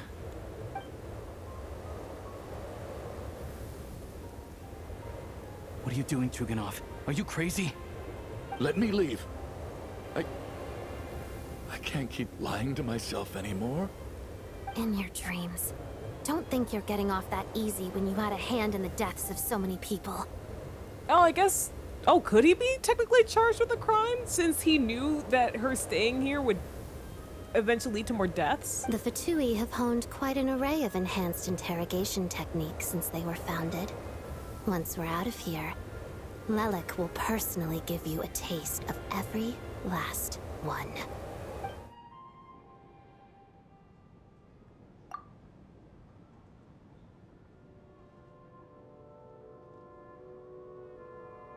I think we should leave. I doubt this snowstorm is ever going to stop. For all we know, this storm might have destroyed all of Snezhnaya by now. Maybe even the whole world. I'm starting to feel the same way. Maybe this is the heat death of the universe. Wait, we finally solved the mystery of the haunted theater today. Maybe let's at least try to enjoy tonight? Fair enough. I don't particularly feel like dying in Chuganov's company anyway. And yet you won't let me die first. Hey, Chuganov, on a serious note, if we do make it out of here, you should close down that factory of yours. A lot of people are freezing thanks to you. Is this really the time to be discussing my factory? All right, fine. I'll shut it down. Doesn't matter to me anymore. Huh? Am I hearing things? Or was that a knock at the door? There it is again. But I don't understand. The snowstorm hasn't stopped, has it? Hey, maybe it's a rescue team Valerie mentioned. Should we open the door? Is this it? Is this nightmare finally over? If the last few days are anything to go by, I probably shouldn't be getting my hopes up. Whatever lies beyond that door at this moment, it could be something even more terrifying than everything we've been through so far. But we gotta open it. We can't live in fear.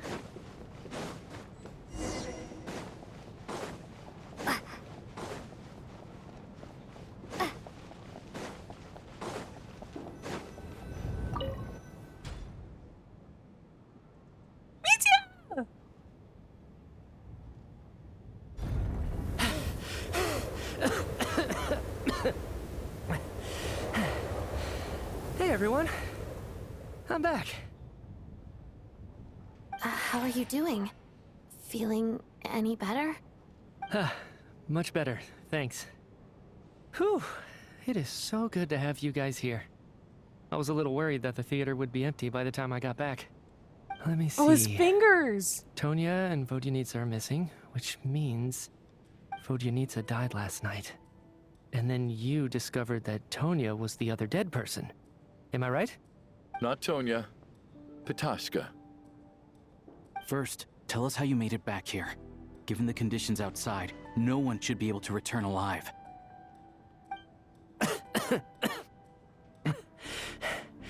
You're right. The thing that got me back safely was a song. I heard someone singing. Oh, did Vodyanitsa's song last night lead you back here?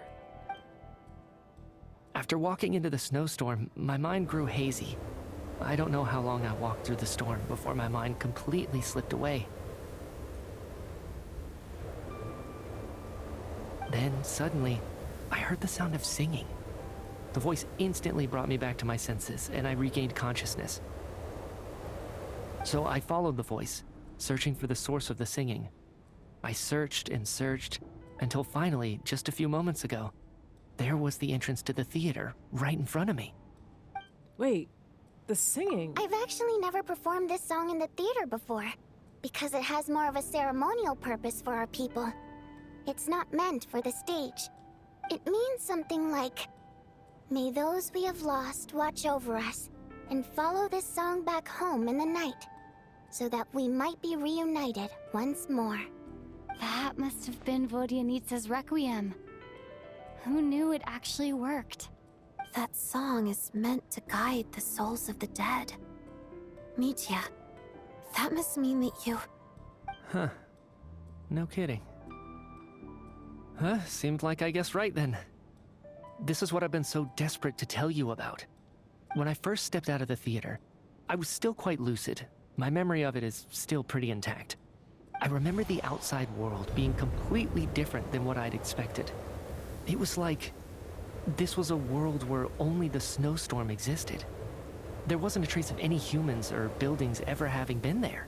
I don't know how else to describe it, except to say that it just didn't seem like the real world. I think we're stuck in some sort of domain. And as for the Requiem, if I was guided here by Vodyanitsa's song, it can only mean that I must already be dead.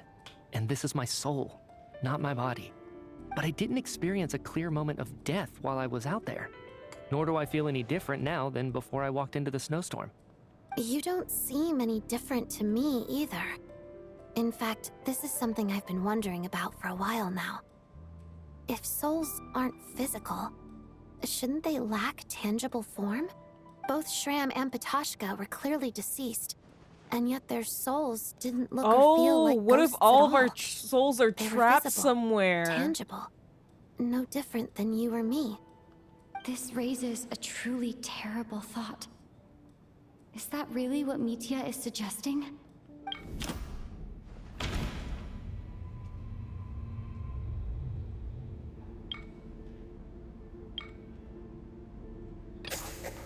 Mitya's soul was summoned back by the Requiem, confirming that he is indeed already dead. And yet, he looks no different from us. Of course, if even the long deceased like Mr. Shram can blend in with us undetected, then maybe we've all been dead from the very start. And all of us are now souls wandering the theater. Oh my gosh, Renova! Oh gosh. Yes. I think that this is probably the afterlife. What did you say?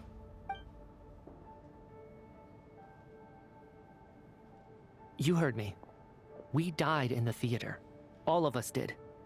But due to an obstruction in the theater's ley lines, our souls are trapped here, while an endless, infinite snowstorm rages outside. What if people aren't dying, but their souls are going back to their bodies? It's ironic, really. All that time, we were working so hard to figure out who the deceased among us were, when the truth was, we were all deceased. The only difference being some of us died more recently than others. Do you remember that note, "Death is near"? Seems like we misunderstood what it meant after all. Death was nearer than we wanted to think all along. The note simply meant that all of us were already dead. So all our attempts to survive, our search for the deceased, it was all for nothing? Hard to say. At the very least, we helped 2 lost souls find clarity and go to where they belong. The presence of those 2 is probably what caused our souls to be drawn in by the ley lines. In which case, the deaths we've awoken to over the past few days were just souls returning to the ley lines for good. If what you're saying is true, doesn't that make us the lost souls now? This is interesting and everything, but I'm like wondering, like, what's the point of all this? Huh, no wonder. This afternoon, when I was moving Vodyanitsa's body, I noticed that the other bodies in the room hadn't decayed one bit after all these days. That's further proof that those aren't physical bodies at all, but merely our shells here in the afterlife. Am I really dead? This doesn't feel real to me at all. No, that's impossible. This cannot be how it all ends. I still find it hard to believe that all of us are dead. How exactly did we die in the real world? None of us have any memories of dying, right? Not even knowing how we died is preposterous. Good grief! Surely there has to be some reason. Exactly. It's hard to rest in peace when you don't even know how you died. It gave me lots to think about as I strode out into the snowstorm. I racked my brains trying to remember the cause of my death, the exact moment I died, the root of all of this, right up until my consciousness faded. Wait. Hold on. Right before I lost consciousness, I think I saw something. What was it? I can't remember. And I think I lost my notebook and pen. Mitya, your hand. Is that blood on your fingers? I thought that was frostbite. Huh? You're right. There's blood on the fingertips of my right hand. Looks like it's already dried. When did that happen? What the? I guess this was what I saw. I must have desperately drawn it in my own blood right before losing consciousness. That's Renova. What's wrong? Do you recognize the symbol? Oh, shit. It's Renova, the ruler of death. Alosha, do you still remember that Snezhnayan folktale you told me about? It was about the Grim Reaper. When someone's about to die, he appears as an incarnation of someone familiar to guide their soul into the afterlife. And as soon as you recognize his face, your life is over. I heard a similar tale when I was little. You think the Grim Reaper in this story refers to the ruler of death you mentioned? That's right. In which case, death is near could also mean that the Grim Reaper is here, disguised in a familiar form. Death, the deceased, and the Grim Reaper? So it's a triple entendre. When I first saw this note, I thought it contradicted the investigation report. But now it seems like that was the whole intention. So the Grim Reaper deliberately misled us.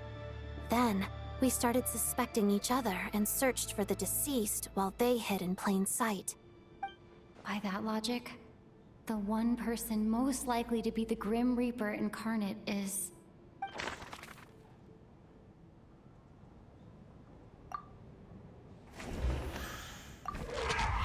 Oh, I don't like that.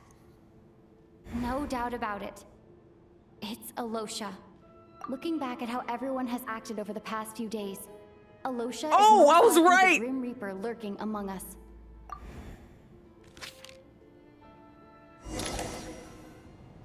Is it you, Alosha?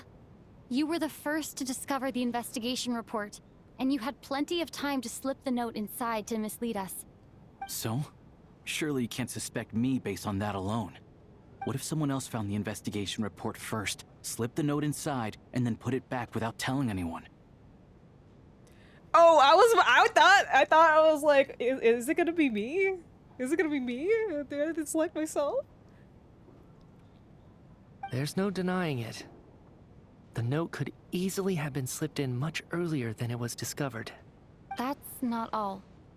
I've also noticed that, although on the surface, Valeri, Mitya, and sometimes I were the ones taking charge of the situation, looking back now, even though you didn't say much, you were always subtly guiding everyone I like the from shot that they're sidelines. separating Alosha from everyone else. What do you mean?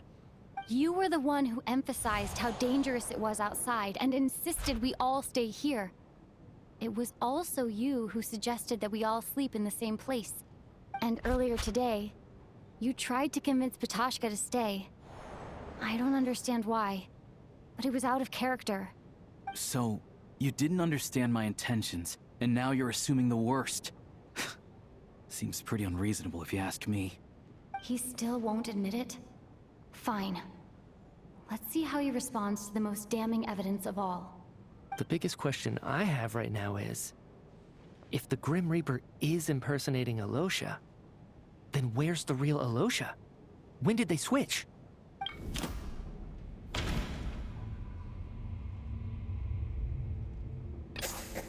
That's right.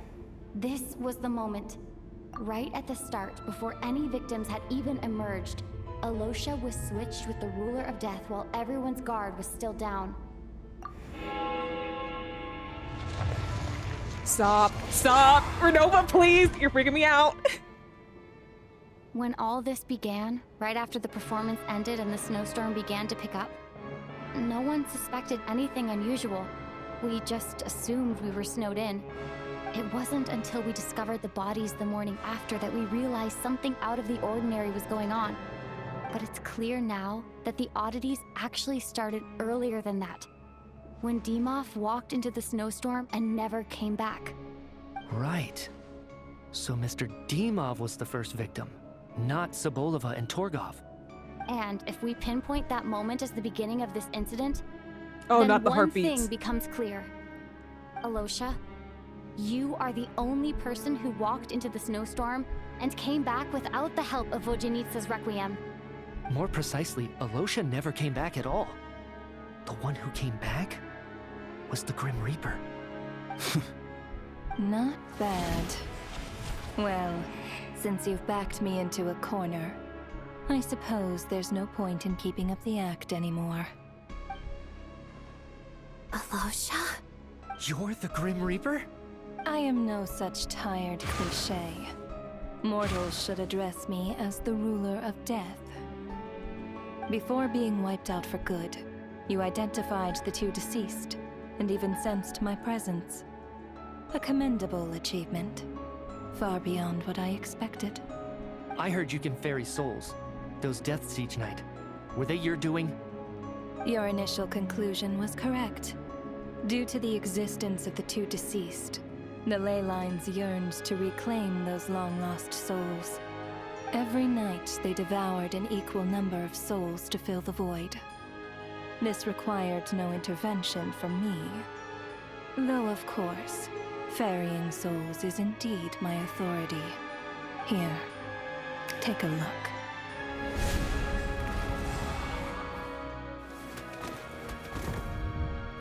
Odette! What are you doing? That takes care of today's too. Don't get so worked up. You are already dead, and your souls must return to the ley lines. I know we're already dead. You murdered us, didn't you? Murdered? No. Murder is when mortals usurp my authority. Death is my jurisdiction. If I require someone to die, I need not resort to such laborious methods as murder. You simply met the criteria to trigger my curse of death. I know about the curse of immortality. So there's another death-related curse too? You cursed us? When? And why would you do such a thing? So often, humans pray to me, begging to know when their death will come, and what form it will take. But few people ask why. If you must have an answer, know that death comes simply because one's time has come. So you're not gonna tell us the truth? Hold your tongue. By all rights, you shouldn't even be allowed to speak with me. Those angels from the past are to blame for the reckless renovation of the ley lines here. It's made my work on this occasion infuriatingly complicated. Work? So trapping us here, making us watch our friends die, that's just another day at work for you? You clearly have a lot of questions. Fine. As a reward for your remarkable accomplishments over the past few days, I shall answer a few of your inquiries, provided they aren't too unreasonable. After the physical body dies, the soul must return to the ley lines for that person's death to be considered complete. My work encompasses the entire process of death, including, naturally, the guiding of souls into the ley lines, with which you are now so familiar. You must also be rather familiar with Natlan's Night Kingdom, I presume? It was I who supported the creation of the Night Kingdom. It provided a convenient means of guiding the souls of Natlan. Here, too, the ley lines connected to the theater underwent some modifications. The angels hoped to make them capable of accommodating the souls of some special creations. But this actually hindered their ability to accept ordinary souls to some degree. This effect manifested itself after you died from the curse in the theater, leaving you stranded in the afterlife, unable to achieve a complete death. But if souls who die from the curse of death fail to return to the ley lines within a short window of time, they will miss their chance for good.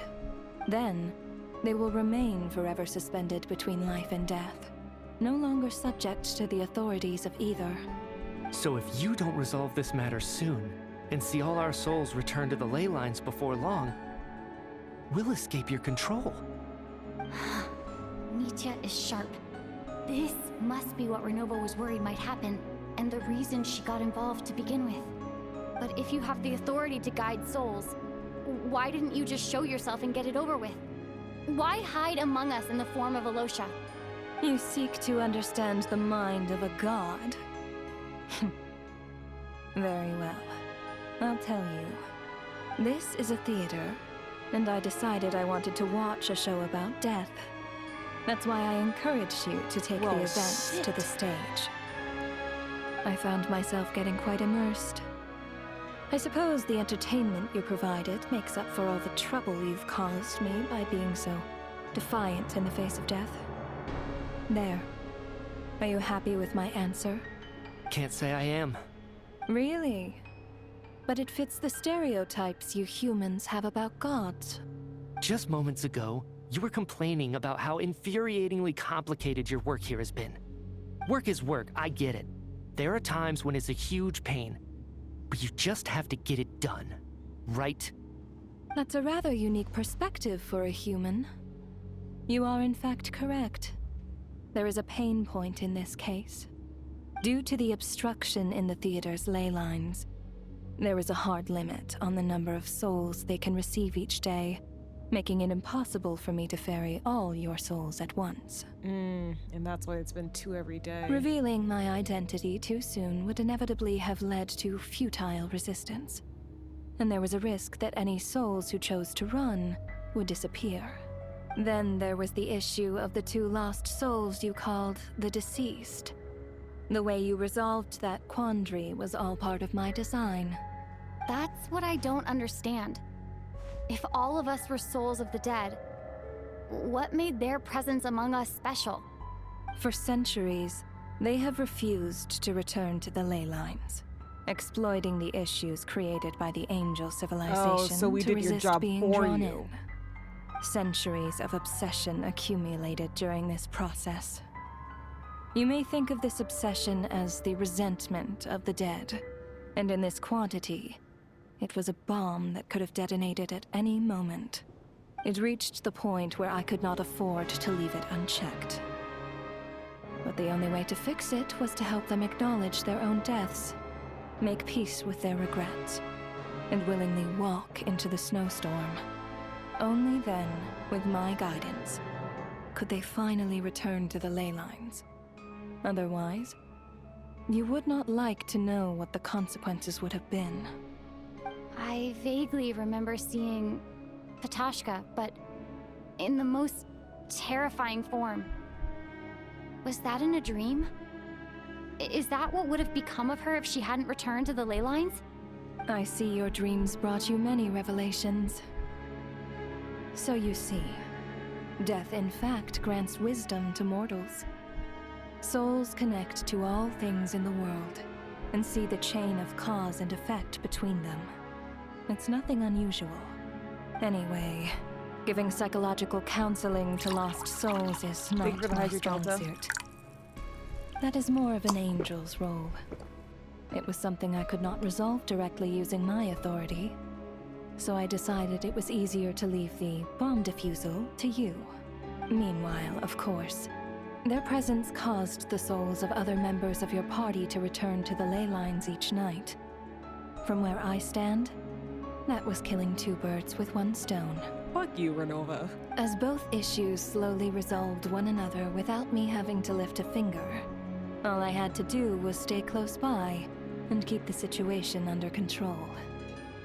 Then use my authority to wrap things up at the end. And, of course, while I was at it, I thoroughly enjoyed watching this drama, dealing with death from a mortal perspective, play out on the stage. Sounds like you had it all figured out, Grim Reaper. I just did the math. You said there's a hard limit to the number of souls the ley lines here can receive each day. It's 2, isn't it? That much is obvious, even to a fool. It's time to review this whole affair. If the ley lines can only take in 2 people per day, I need to go over the deaths from these past few days again.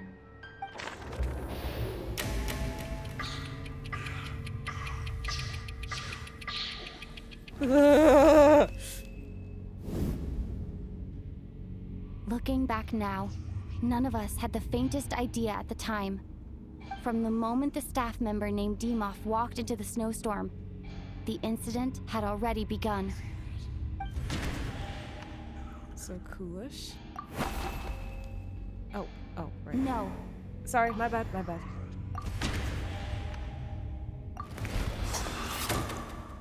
Alosha was the second to walk into the snowstorm after Dimov to investigate. During this process, the ruler of death assumed his identity, making him one of the victims.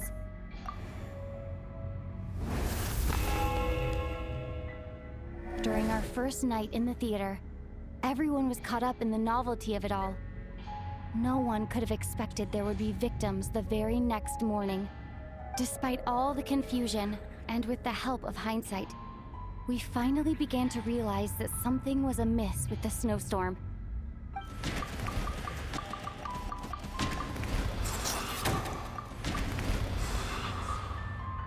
The ley lines devoured Torgov and Sobolova on the first night. At the time, we thought this might be a murder case connected to Lelek. Oh, this is so cool. Odette and I spoke a lot that night. 3 people were on watch, but in the morning, we discovered that someone had fallen victim all the same.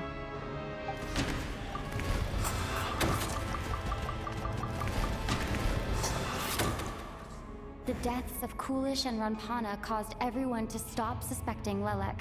Unexplainable phenomena occurred one after another, leading Mitya to suspect that we were caught up in a supernatural event.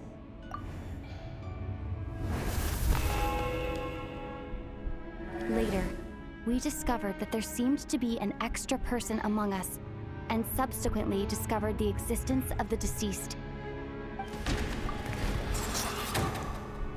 Mr. Schramm realized he was the deceased and walked into the snowstorm to return to the ley lines of his own accord. It turns out there really was a dead person among us. But then, Valeri. We thought it was all over, but Mr. Valeri's death was a rude awakening for everyone. Once again, the ley lines consumed him during the night. A lot happened today. Mr. Valeri's death led us to discover the connection between the number of deceased and the number of victims during the night.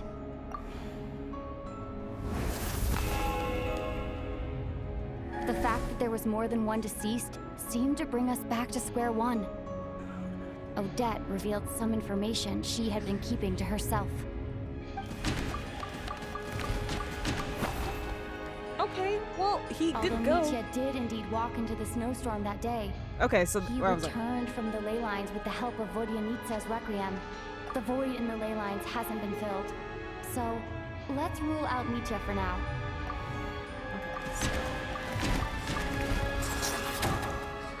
Vodyanitsa was swallowed by the ley lines in her sleep. But the requiem she sang before falling asleep was quite a game changer.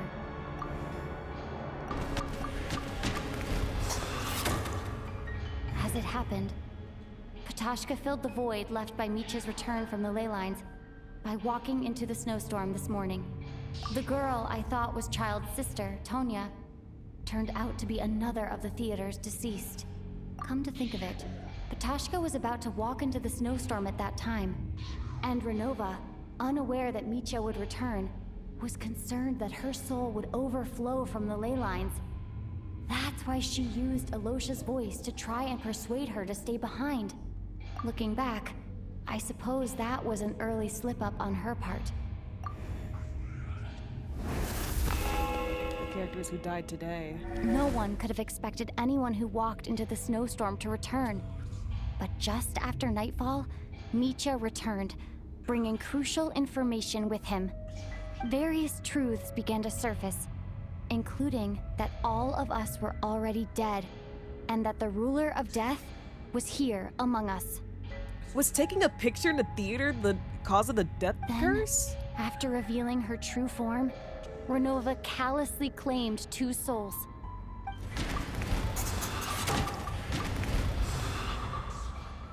In fact, everyone was already dead by the time we took the photo. And in the days since, we've experienced many more partings in the afterlife. Now, only Mitya and I remain. And the true culprit behind everything still stands before us. In Mitya's eyes, I see the same anger and frustration that I feel. That covers everything. It's all clear now. Your work isn't finished here yet, is it? The Traveler and I are still standing here, safe and sound. The Water Imp's song threw things off a little, but it is of no consequence. Come tomorrow, she's gonna claim her souls. The ley lines have already anchored your soul, and the first ray of light tomorrow morning will take you back. I, meanwhile, need to review my attitude towards the Water Imp race. So, the reunion in the night that Vodyanitsa mentioned, I suppose that was never meant to be a permanent reunion. That just leaves you, Traveler. My power only allows me to temporarily separate your soul from your body. The ley lines of Tevat would not accept you, and your soul is firmly anchored to your body by your will.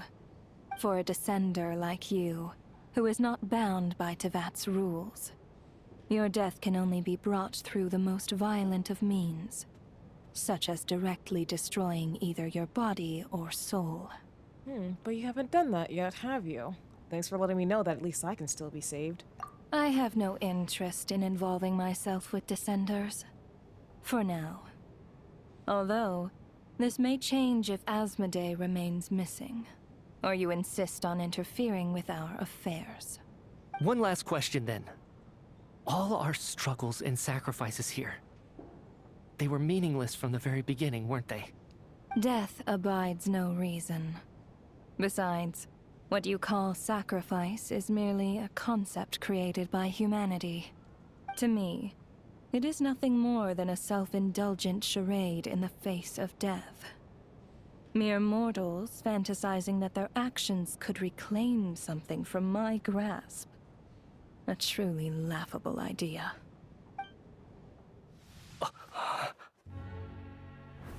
Grim Reaper, you really know how to get on my nerves. I'm not here to ingratiate myself with you. I kill merely because your deaths are necessary. Oh, you've made that quite clear. But humans don't take well to being scorned.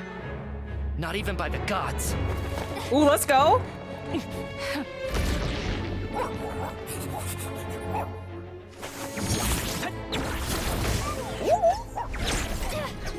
Okay, I see. You know, I might have to put for me too, because that's just cool.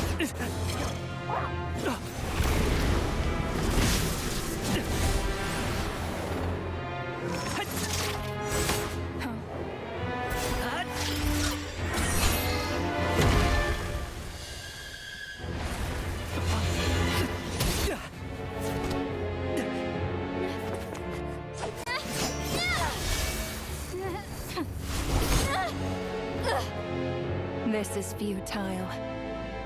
You must know that you are powerless against me in my own domain. I suggest that you save your strength. For what? Maybe we can't change anything. But if nothing else, we can at least teach you to have some respect for the dead. Audacious.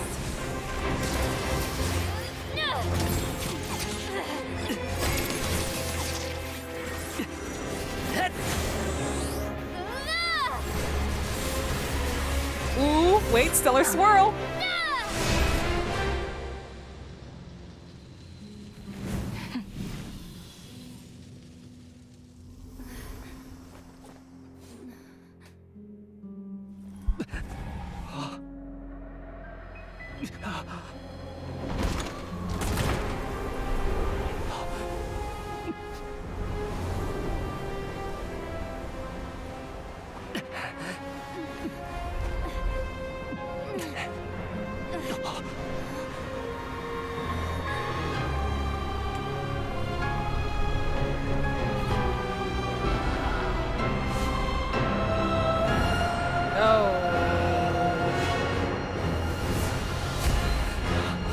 Well, throwing linchpins are supposed to be rare, right?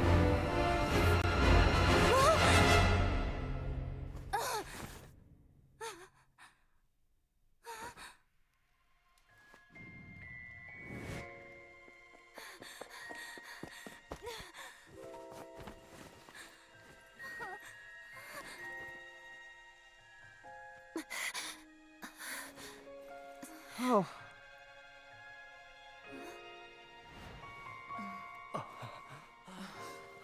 Oh, thank goodness.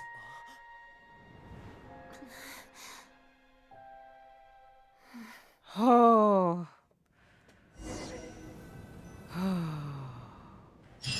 What a relief.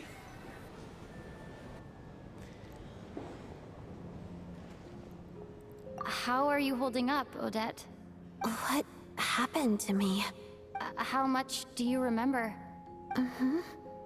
What do you mean? Is the performance over?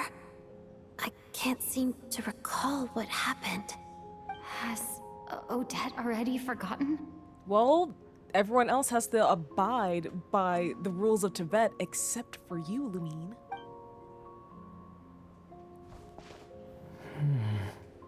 Mitya? Oh, I'm sorry. I guess I spaced out there for a second. Remind me who you are? Don't you remember anything? You saw it. Yeah, I remember now, comrade. Looks like we guessed right. Just like me when Odette found me at the Armory Palace. For some reason, everyone killed by the Ruler of Death eventually came back to life. Just with one catch. They forgot what happened while they were dead. Odette and the others have already forgotten everything. Why were you able to remember this time? Could this be the reason? You said this is the Ruler of Death's symbol, right? I don't see anything there. You don't? Huh. Okay, I guess that makes sense. I carved this into my hand in the afterlife, so it's not visible in the physical world. Does that mean I carved this symbol into my soul? What an unsettling thought. Still, at least I get to remember what happened. I suppose it's a blessing in disguise. What about you, though? The Ruler of Death mentioned that you're a descender? Is that why you can remember? A full explanation would get complicated very quickly, but that's essentially it. Yeah, I'm kind of a special case. Well then, now that it's all over, let's figure out what we've learned.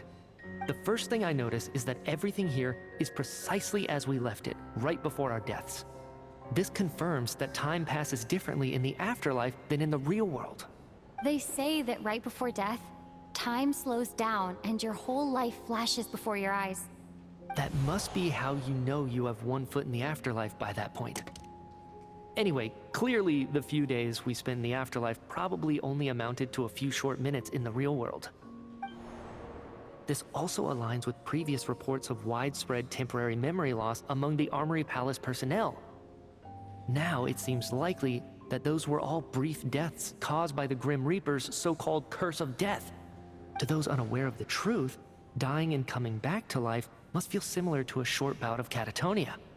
This leaves me with a couple big questions. What are the conditions that trigger this so-called curse of death? And why are we resurrected after we die? If nothing else, I think it shows that killing us wasn't her ultimate goal. We still don't know her true reasons for subjecting us to death.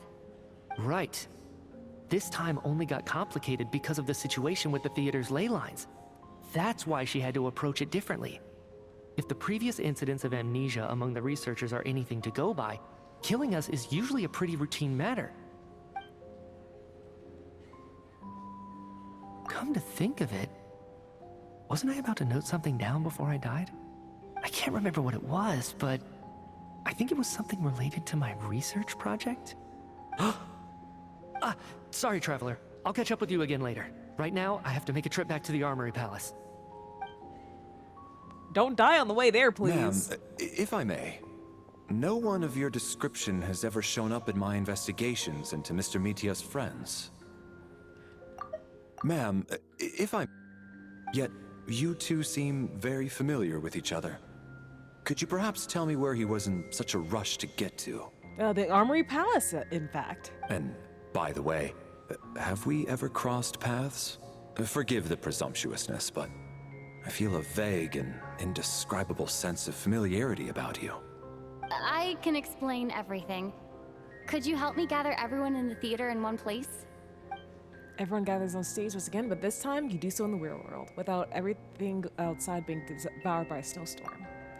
Due to unique properties of the theater's ley lines, it seems no one has completely forgotten their experiences in the afterlife. As you recount the tale of what happened, people slowly begin to remember, as if accessing memories of a distant realm. Everyone is lost in thought. Everyone confirms their own fate with each other, until finally today's show draws to a close. Bro, that was so freaking creepy. So Chuganov really is going to shut down the factory. I guess this theater incident actually did us some good after all. So, You said I promised to take you to the Armory Palace while we were in the afterlife, yes? I believe you. I think I even have a vague memory of it. I want to go back and check on Paimon first, even though not much time has passed for her. Agreed. Let's check in on her first. The whole reason for our trip to the Armory Palace anyway is to figure out what's going on with her health.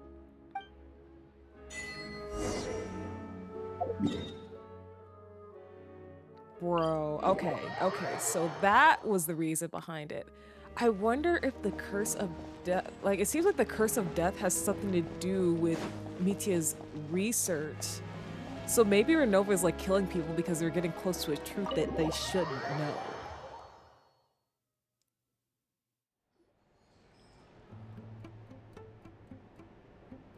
I'm finally back. Even though a long time has passed from my perspective, as far as Paimon's concerned, I probably just went out to watch a very short show. I should keep my emotions in check when I see Paimon again, or it'll seem weird. Wait.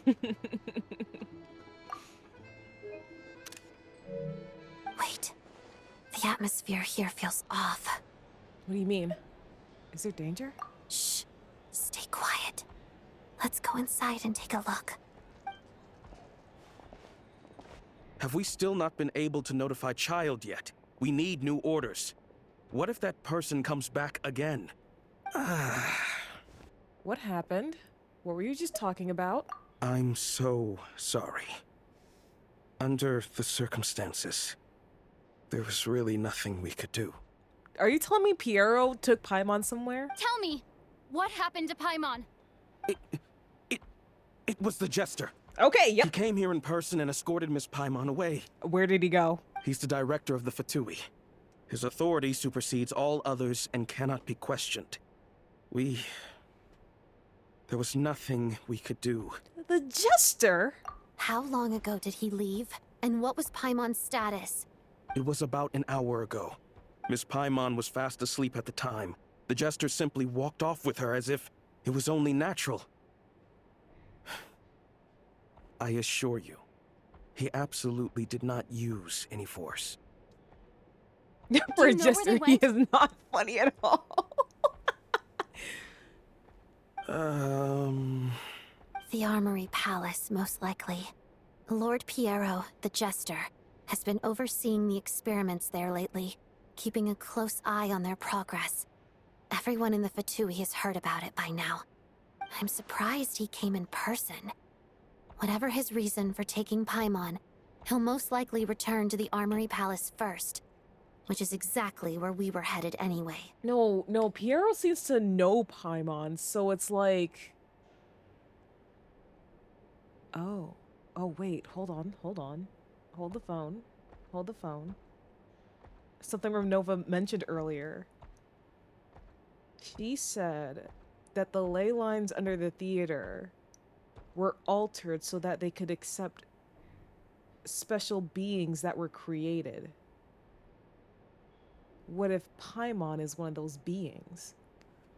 Then lead the way, Odette. Okay, let's go.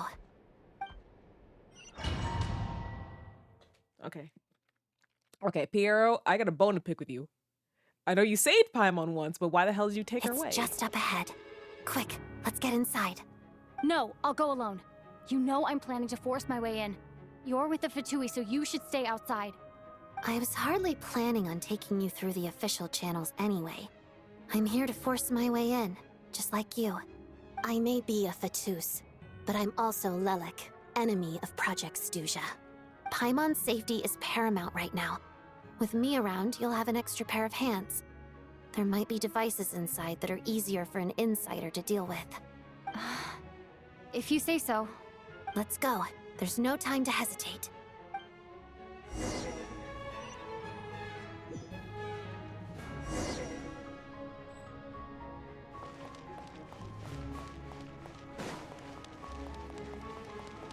Oh, you know, I could make a pull right here. Hail Mary Temple! Alright, can I at least get another Alosha? Ah, Ningguang. That's okay.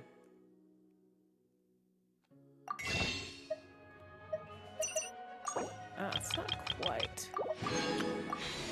But I think I'll be getting one real soon. Hey, who are you? This part of the Armory Palace is under restricted access. What do you think you're doing? No questions, please. We're short on time. Stabilize! Found your head. I wonder if there'll be a stellar phase. Be sanctified.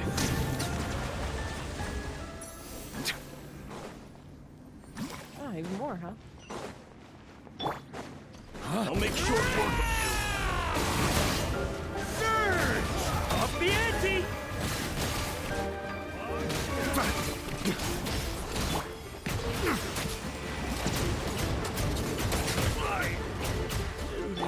Let's begin. Pirouette.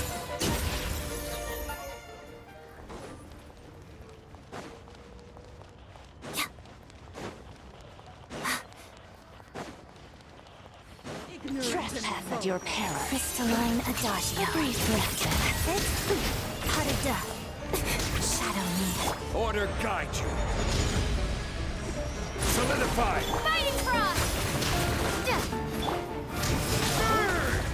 Thunder! Maria sweeping in!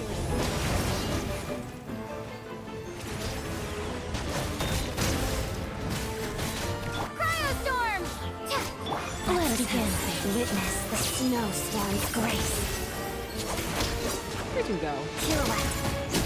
The tides beckon. There we go.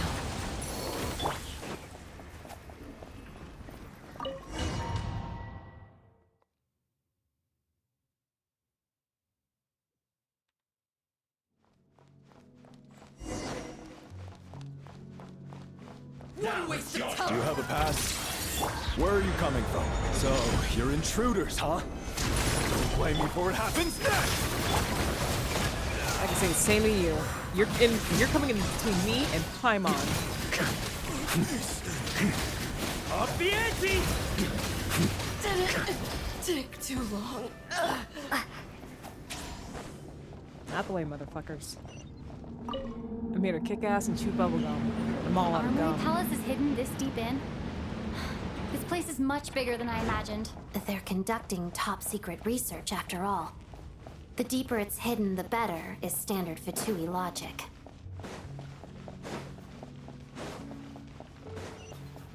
The style doesn't really look like the Fatui's handiwork, though. They looks must have Armenian. requisitioned some structures from a past civilization.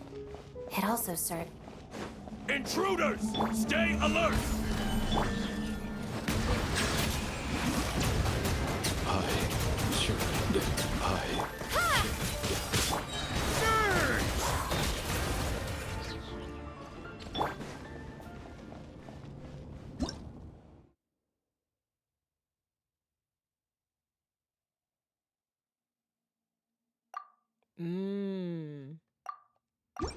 Okay.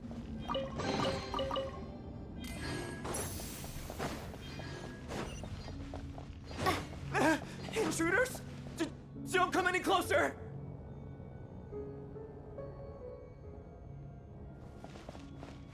Just what are you guys trying to do here? I'm short work of your scout! I will have order. Stabilize! Let the mighty be humble! Couldn't! Mission couldn't! It's your scout! It's your scout! Yes! Crystalline Adagio. No one interferes with the Jester's work.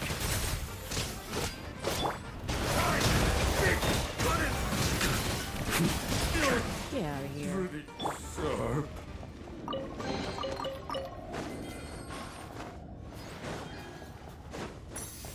What's it? Let me. One second.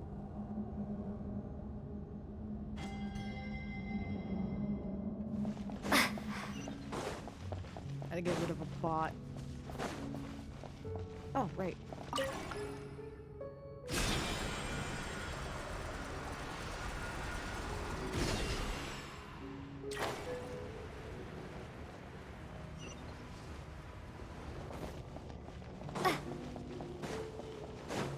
Looks like no one's guarding this place. There's something off about that decoration over there. Look out! Let's deal with these before we move on.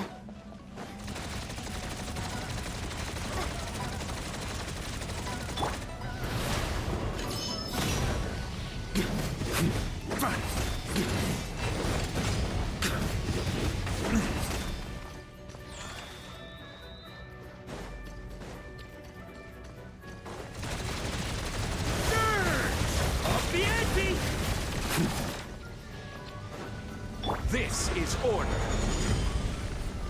Solidify.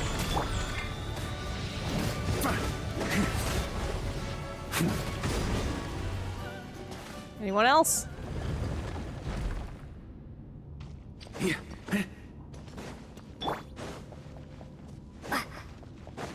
Paimon must serve some pretty important purpose if you got her, like, under lock and key like this. But that's not gonna stop me.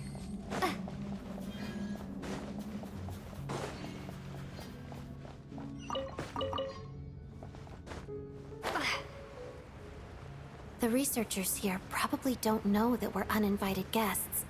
Let's try not to hurt them. What's the big star from the theater doing here? That's Miss Odette. She's a member of the Fatui. Don't tell me you didn't know that.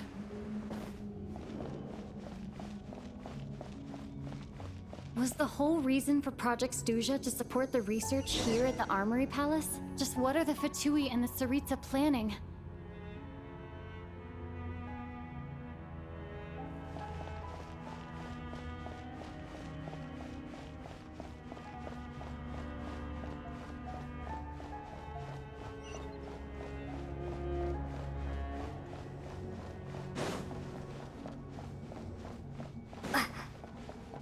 Just give me 1 second.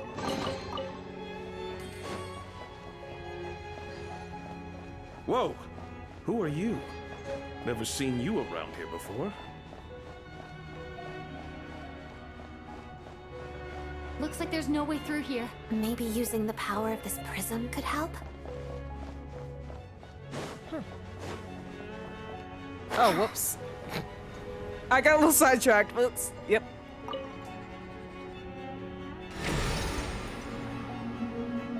I think I see some images. It's the prism's power at play, causing images of the past to reappear, albeit only as illusions.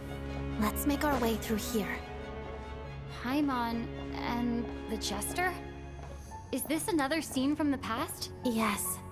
It looks quite old, though. I don't think it happened in the recent past.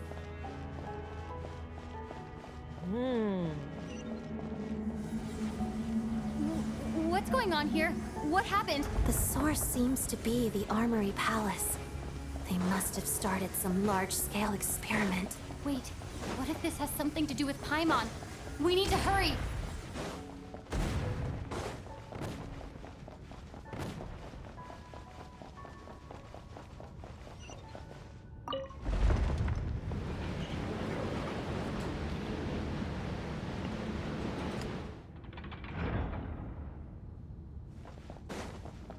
We're almost there. The Armory Palace is just up ahead. Paimon, please be okay.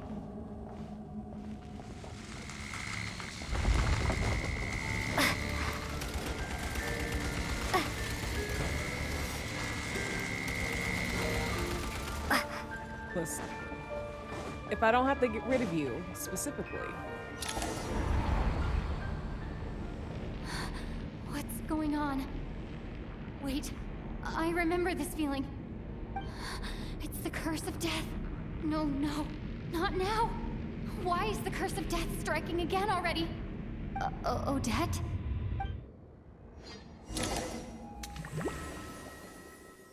Come on. Is this the afterlife again? I need to find a way back to reality. Is that Odette's core Ignis? Could that be what just woke me up?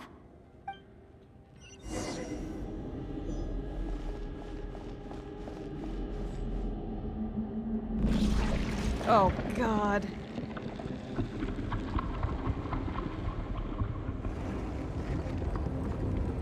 Really, Renova? Was that necessary?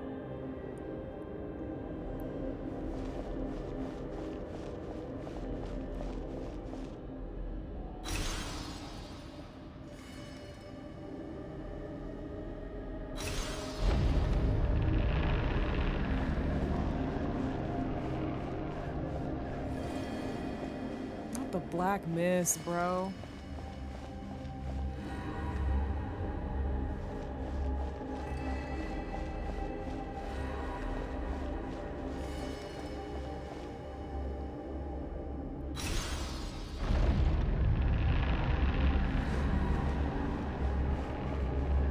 The perspective changes. I like.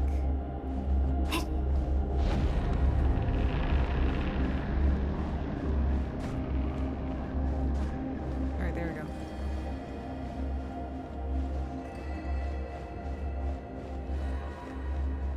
go. Bro, if you don't...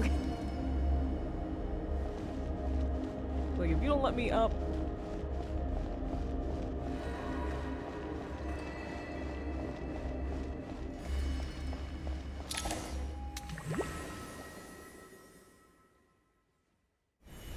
Odette! Odette! No signs of life, but past experience says that she should be resurrected before too long. Right? Did Odette intentionally use her core Ignis to guide my soul? I feel like something similar happened in a dream I had before. Thank you, Odette. If not for you, my soul wouldn't have found its way back to my body so quickly, and I might not have woken up so soon. But I'm sorry. I don't have time to protect you.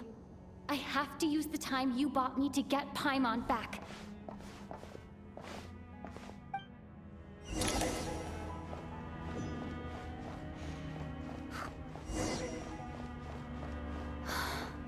Sure enough, everyone here has been affected by the curse of death. Paimon! Paimon!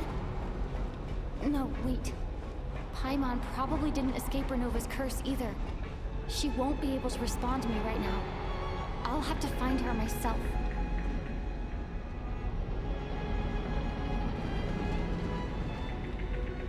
This is an interesting elevator.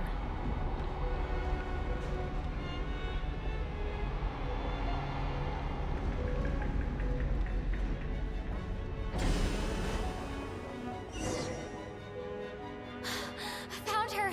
Paimon really is here.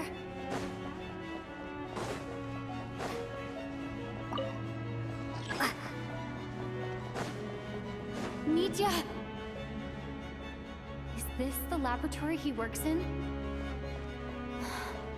What happened here to trigger the curse of death again so... Oh, sorry, I didn't think that would work. Shit, shit, shit.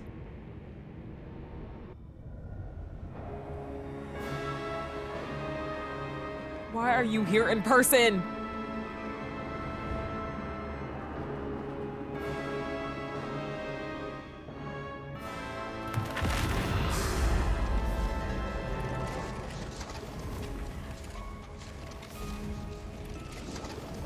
You don't learn, do you?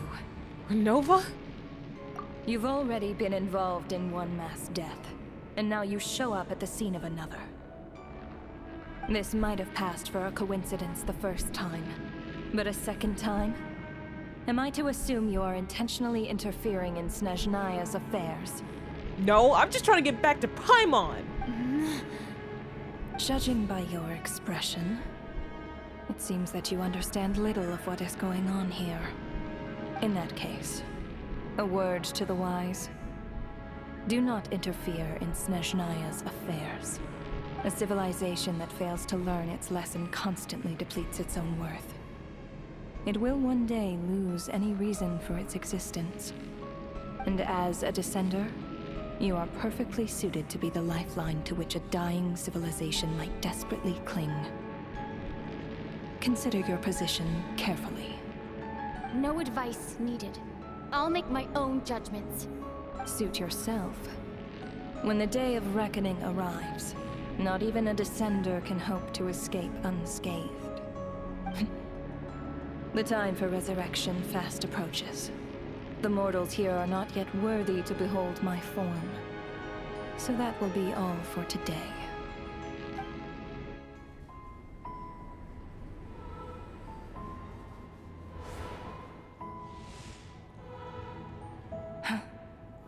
That thing is coming with me. Oh, hell no! Piero? Oh yes, let's go! You brought her here, you better protect her.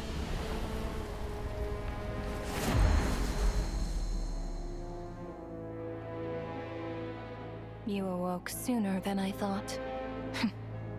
The curse of immortality is stubborn, unable to enter the ley lines, yet not content to remain a spirit. Ruler of Death. What do you want? You perplex me. Both you and you. That thing may be a creation of Celestia, but it possesses none of Celestia's power, let alone authority. Your obsession with it baffles me. No matter, the resurrection will soon begin. It's worthless anyway. I'll reclaim it next time.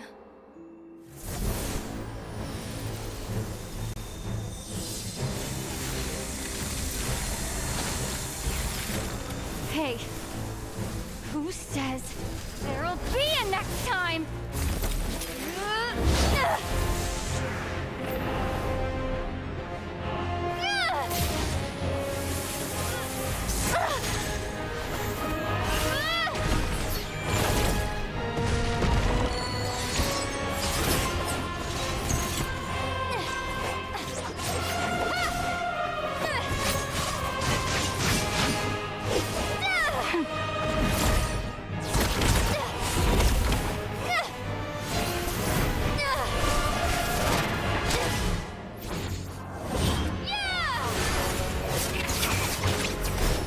Traveler's going all out, bro.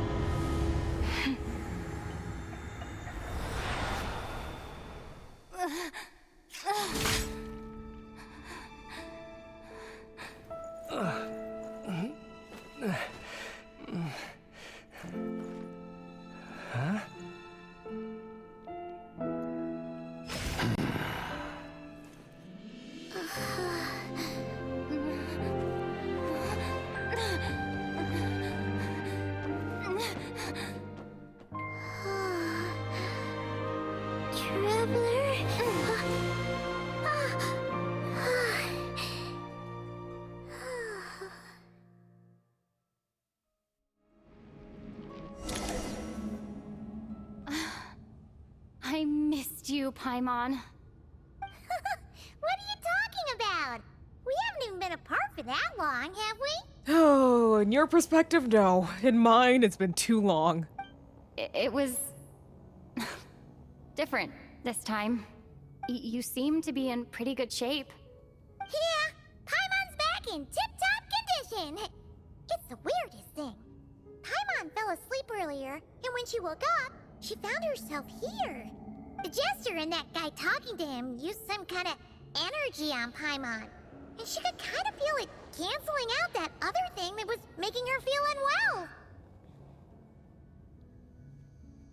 No, me too. Me too.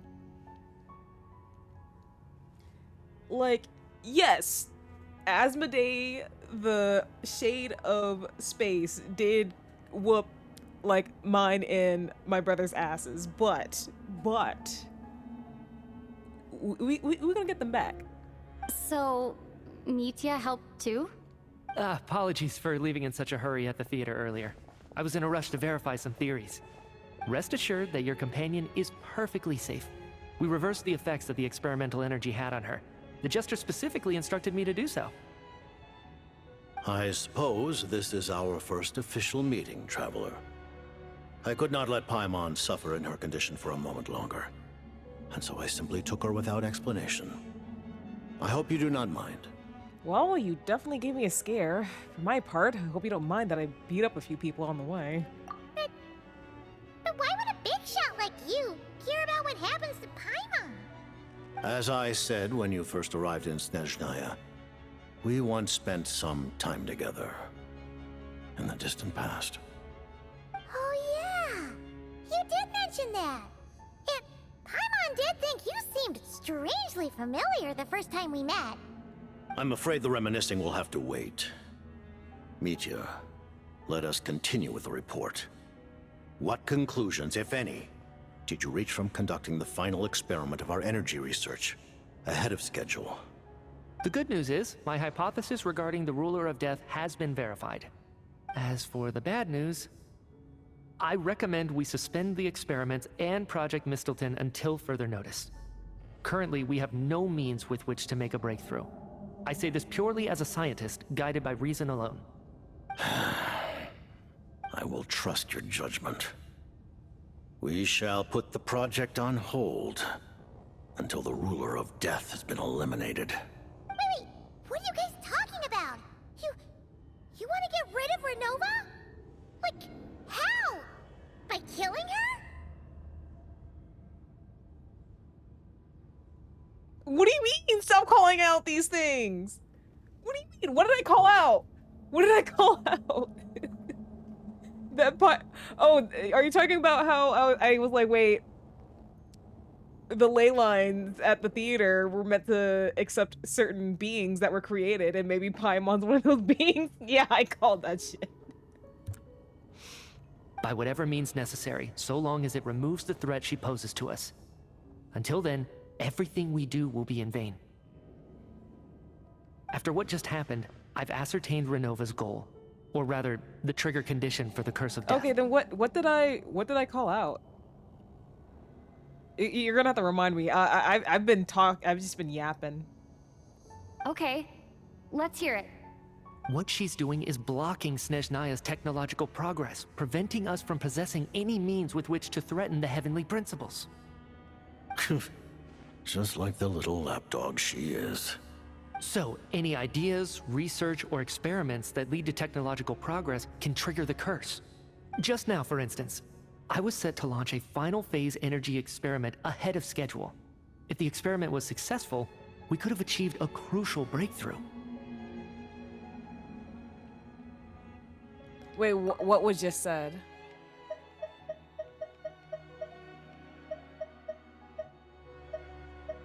No, legitimately, you had to spell it out for me, because, again, I've been yapping. I don't remember what I said exactly.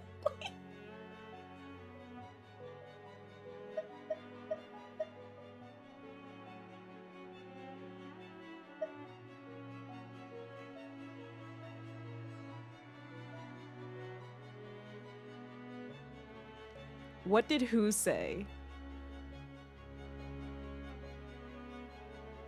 Oh, yes, I did say that. I did say that. Okay, but not specifically technological progress. Yes. Yes, I did say that, like, I think she's trying to prevent something from happening.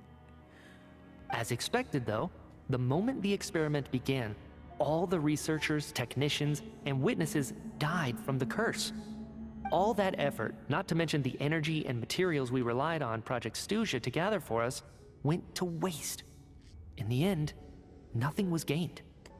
Does that mean something similar happened when we were at the theater? Oh, because Mitya had a burst of inspiration. That's right. During the performance, I thought of an important breakthrough regarding the experiment, and wound up dragging everyone into this. Yeah, that was 20 minutes ago. Yeah, I think I forgot what I probably forgot, like, Delta, I literally just took a drink of water. Thank you for that hydrate. No, yeah. Man, I forget what I've done like an hour ago at this point. So the nature of the curse seems to be something like, when moments of technological progress occur, all life in the vicinity is taken away. What a Of course, that meant the curse was normally limited to the Armory Palace. Since outsiders are forbidden from entering, this mass death phenomenon went unnoticed. I did drink more. Until Odette came along. I believe she was the first witness. The curse of death was triggered just before she infiltrated the Armory Palace that day. But you mentioned something about a final stage experiment. Doesn't that mean you've actually made some progress? That's right.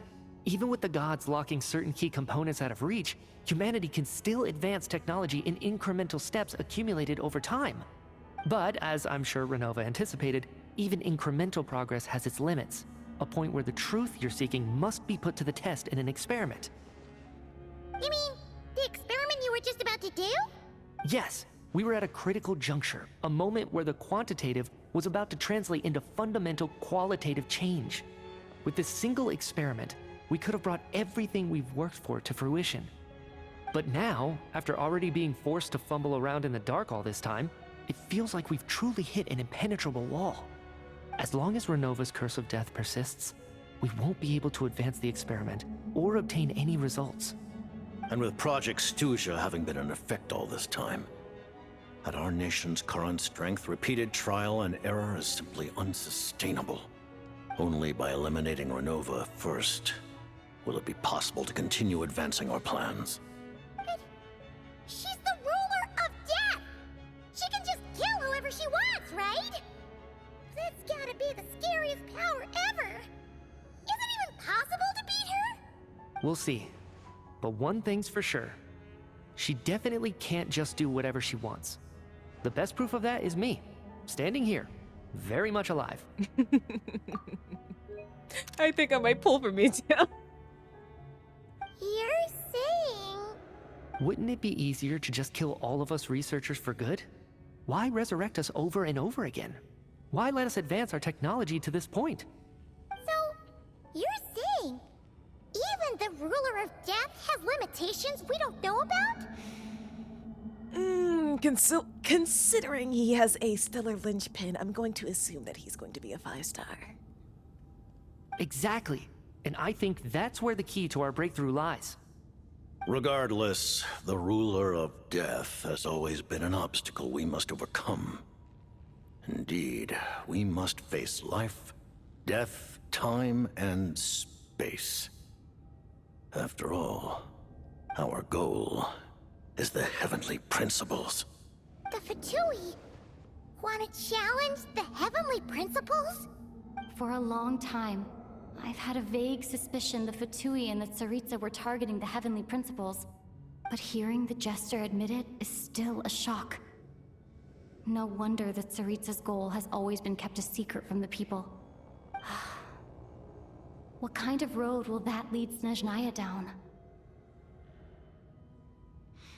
I think Renova did kind of confirm that Paimon isn't Asmodee, but just a being created from Celestia that holds none of the authority or power.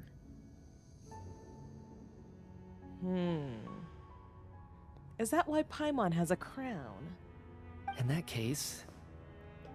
Lord Jester, I would like to request some leave. I'd like some time to organize my thoughts and go over the data. Granted. Get some rest, put the experiment out of your mind, and take care that the curse of death doesn't affect any civilians.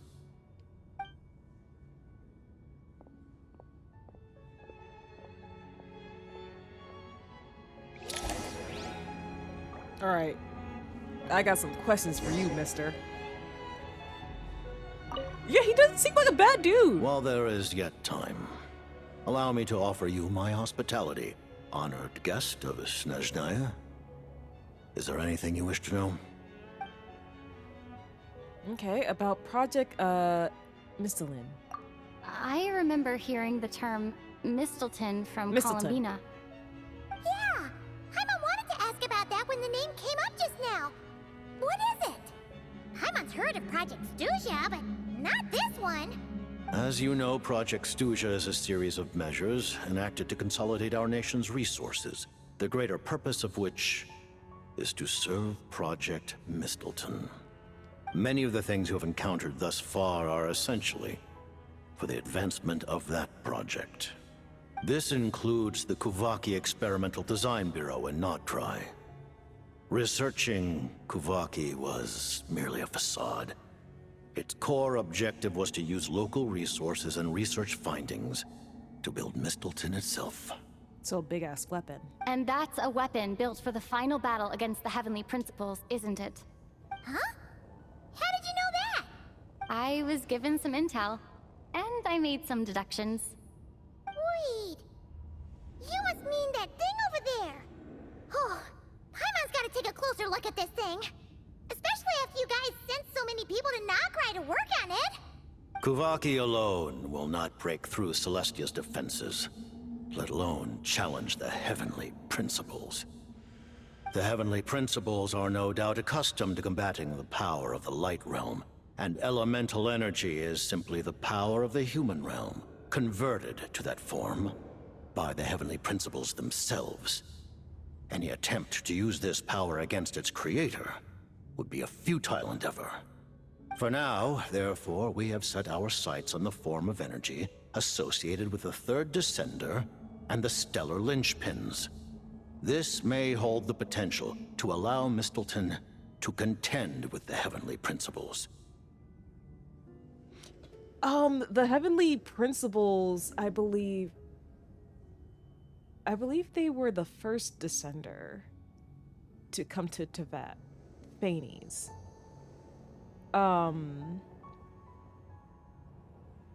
It's just that you're not supposed to say their name. Like the other four shades, you were not supposed to say their name. So they're often referred to as the Heavenly Principles. I think Celestia might be like a more of a place in civilization. And you know how we all were like, oh, we can see Celestia in the sky. You could say that by reverse engineering the stellar linchpins to extract the energy within, we have obtained a source of anti-Celestia energy. So this is the energy research that Mitya is in charge of. Never imagined it was such a major project. The Kuvaki Experimental Design Bureau, Project Snezhnaya, and the new energy experiments. Huh. So, Project Mistleton is what ties it all together. They're calling it the Abyss, but it seems like the Abyss is a phenomenon that's like affecting a lot of the universe. Cause even I believe the Traveler's Home World was affected by it. I think. I could be wrong about this. But I think maybe like the Abyss has like affected the world of Teyvat in some way. But it's not so bad where it's like, I guess, planet devastation yet? And it looks like your plan is almost complete. No wonder the ruler of death came after you. Okay. So, about the Tsaritsa. Her Majesty the Tsaritsa has embarked upon an expedition to vanquish a monster. Were it not for this, I imagine she would have been delighted to grant you an audience. Really? Seems like the powers that be in Snezhnaya don't intend to hold my past conflicts with the Fatui against me. The Harbingers have been granted significant autonomy in retrieving the Gnosis. But by the same token, they do not completely represent Snezhnaya's official stance. You read my mind. Speaking of the Gnosis, Paimon's been dying to ask this question since forever. Why exactly does the Tsaritsa want to collect them? Is it something to do with the fight against the Heavenly Principles? The Gnosis will undoubtedly serve as a key bargaining chip when she confronts the Heavenly Principles. Beyond that, you had best ask the Tsaritsa herself. I am not sure if this information is mine to disclose. Well, we know that the Gnosis were made up of the Third Descender. Are you like people have been speculating that the Third Descender was the Tsaritsa's lover. What do you mean? Not sure. Don't you make the rules? You're the highest ranking Harbinger. Ugh. Never mind. Paimon. The Tsaritsa trumps the highest ranking Harbinger. Taking on the heavenly principles is something most people wouldn't even entertain in their wildest fantasies. Why is the Tsaritsa so fixated on this? Intervat today. Civilization is nothing but an illusion. Something whose very existence can be negated at any moment. Our civilization may very well be destroyed in the struggle, but as things stand, the heavenly principles could choose to negate our existence on a passing whim. And we must not sit back and accept that fate. Only by changing the state of affairs, only by overthrowing the heavenly principles, can our civilization truly be said to have taken root.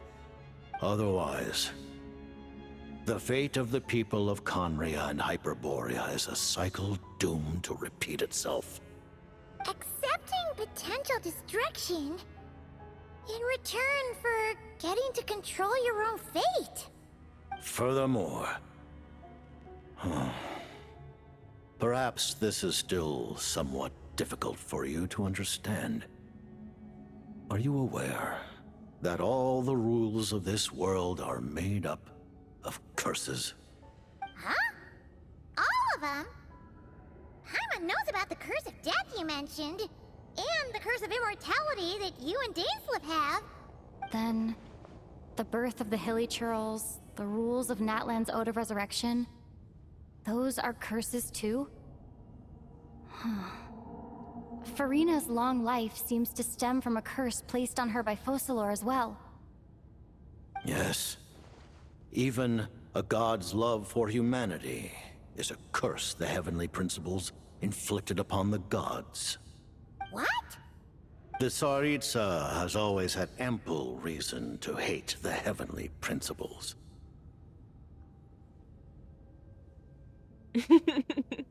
If she can seize their authority, she will reconstruct the entire world, and when that time comes, humanity will be completely liberated from curses and lies.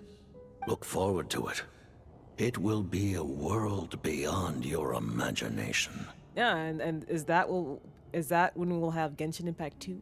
Though the ordinary people of Snezhnaya may not understand these details, in this frigid land locked in a ceaseless struggle against the environment, in this nation to which the gods have never shown favor, we all believe that standing in solidarity with the Tsaritsa in our shared struggle will surely usher in a new and better world. Okay, so what about your relationship with Paimon? Paimon really doesn't remember. He's basically a stranger. You've got to believe Paimon. Relax, you're freaking out over nothing. Allow me to explain.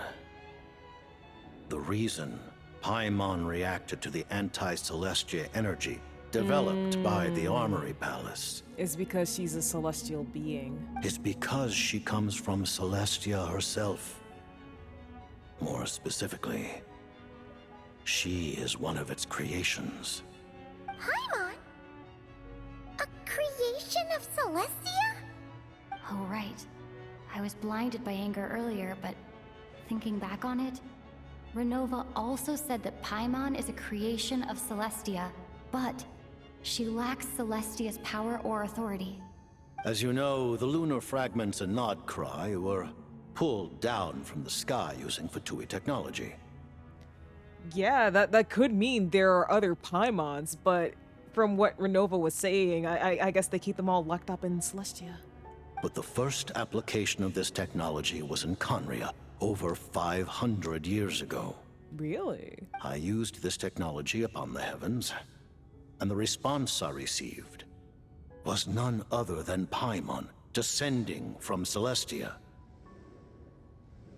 I presented her to the Vinster King, but he took no interest in this gift, nor did it satisfy him.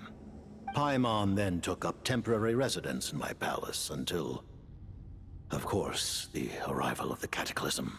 Wait, Paimon's a little confused. You're talking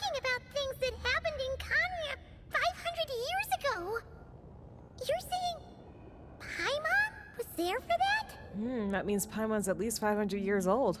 Congrats, Paimon, you can drink alcohol. But Paimon doesn't remember any of that.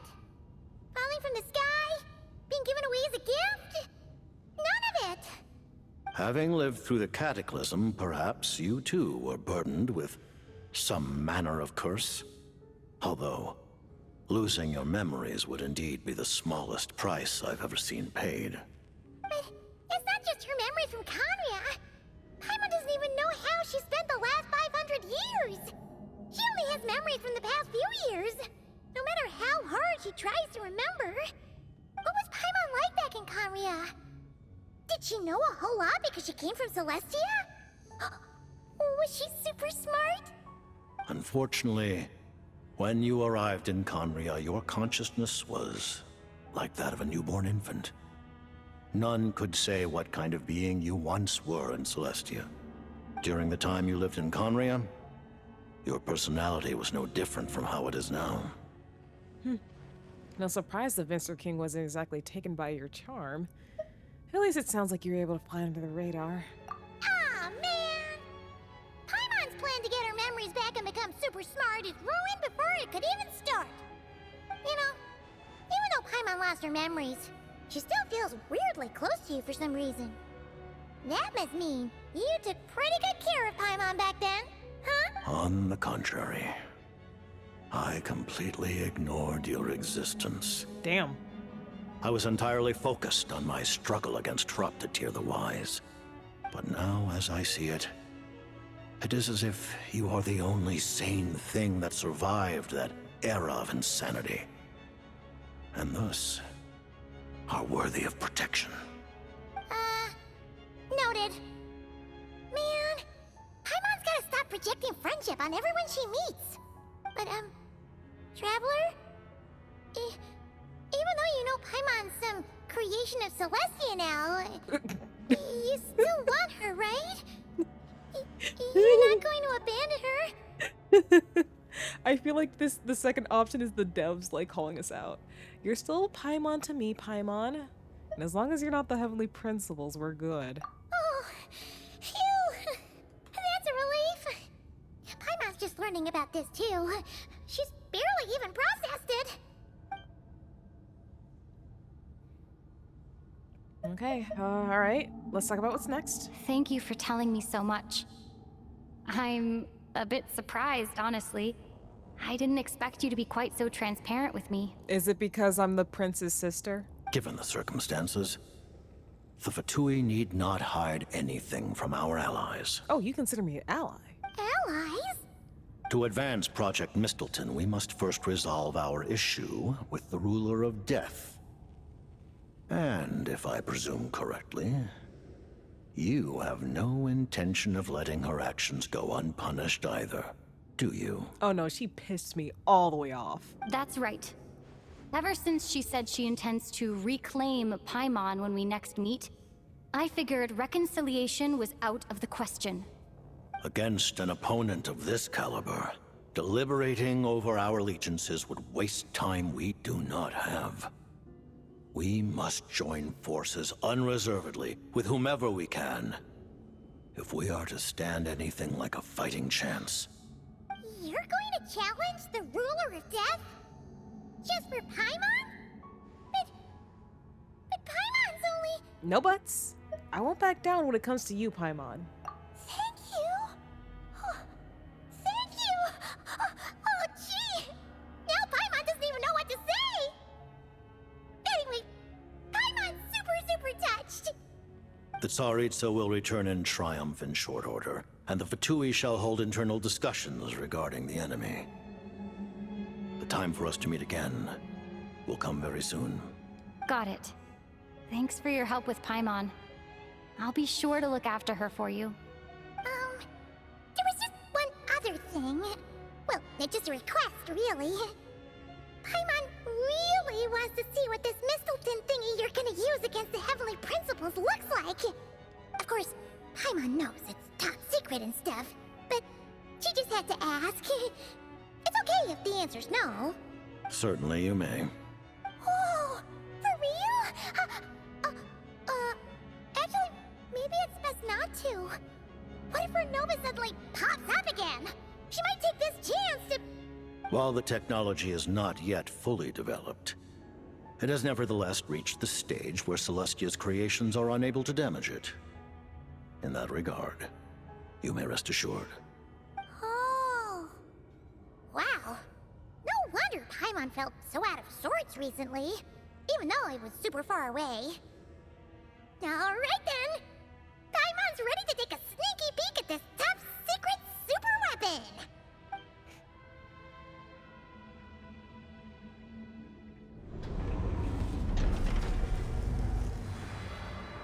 Oh. Oh my gosh, so the Sarita was wielding that, wasn't she?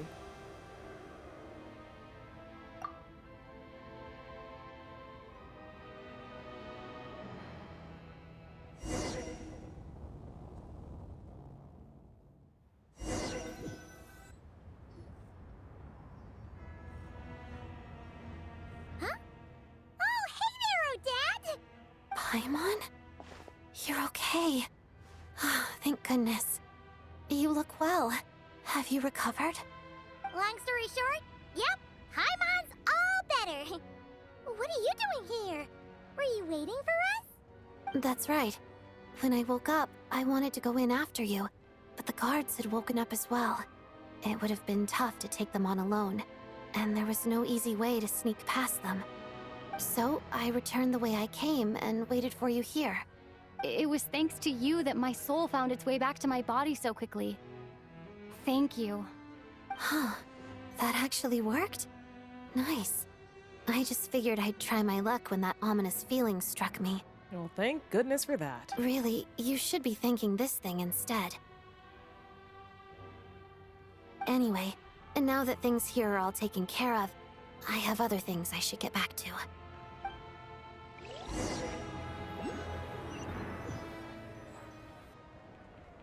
Ah, Director Chuganov, you're back. We just received notice that Project Snezhnaya has been suspended, so we've convened an emergency meeting.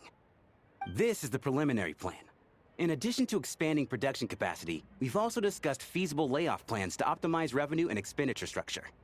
Ew. Our calculations indicate that the factory's profits will increase by at least 30%. Just give the word, Director. That won't be necessary. Leave the energy for those who need it. Whether they use it just to get by or to run a business, that's up to them. Start preparing to halt production and lay off the staff. Make sure the workers are able to land on their feet and that they are duly compensated. Thank you all for your hard work during this time. Am I hearing you right? Why? After all the tough times we made it through, now is exactly when we should start to turn a profit. I just suddenly don't want to do this anymore. Huh. Does there have to be a reason? Iskra, it's time to rest. Dear esteemed members of the Rokot, given the effects of Lelik's radical actions upon our organization's reputation and social stability, a decision has been made to permanently withdraw this codename from use. Considering that Lelik did what they did for the benefit of the people, the Rokot has nevertheless negotiated with the authorities, ultimately securing a waiver for all penalties due to them. Lelik will be suspended for a period of time. Depending on their future performance, they may be allowed to adopt a new codename and continue acting as part of the Rokot. The purpose of this notice is to remind everyone once again that motives and methods are equally important when one operates in the shadows. Even with Project Snezhnaya's suspension and our interim operational victory, we must guard against complacency and rashness and work to consolidate the progress we have made so far. We act only for the greater glory and solidarity of our nation. May the aurora shine ever on, and the tundra always stand firm. We act only for the greater glory and solidarity of our nation. May the aurora shine ever on, and the tundra always stand firm. Looks like it's finally over. You mean for us? Just thinking out loud. I've never seen the Snezhnaya Vecha so lively before. I never once thought I'd come here. But I understand everything now, Rosaline. Ooh.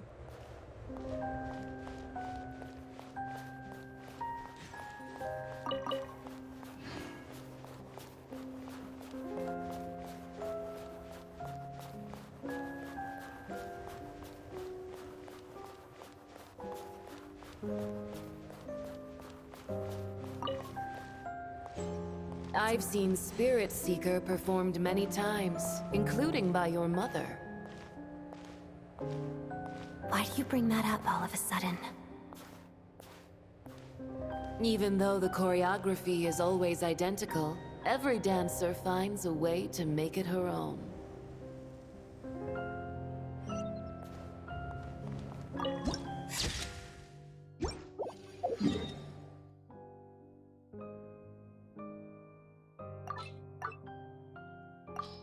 Let me just go ahead and mark that.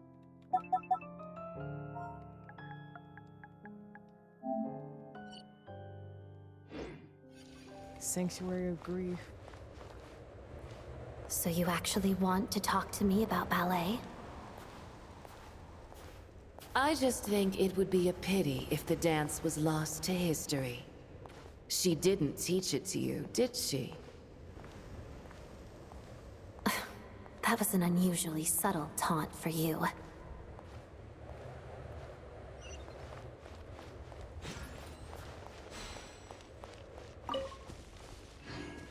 We embraced one another on the snow-swept plains, melting the ruthlessness of time.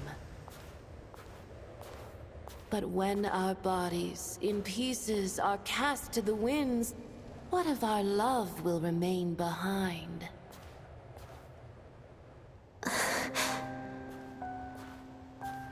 Don't tell me you can't sing. Shush.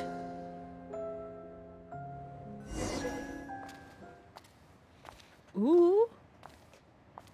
Oh, are you gonna perform? I understand her hatred. The Fatui robbed her of the life she should have had. I never opposed her dancing. Yet still I became an enemy of her ballet. I'll just keep my distance. Many despise me. I'm used to it. You're certainly not one to shy away from confrontation. But children, they need a different approach. She is performing it. I'm hardly the most maternal figure. Yet, she is a child. In my experience, while a father commands authority, he must still yield to love. You should tell her what you think about her dancing.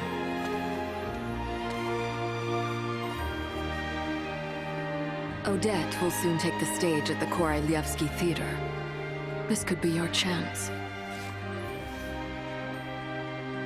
Geonosis secured. It went smoothly. I'll be there. Have them send me an invitation.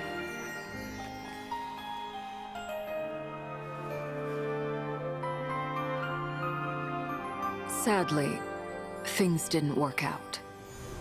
Her final words are inside that block of ice.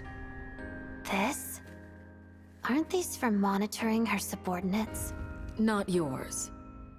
This one isn't her witch's flame, but my two worlds' flames. The two worlds' flames can burn away memories. It was my parting gift to Rosaline.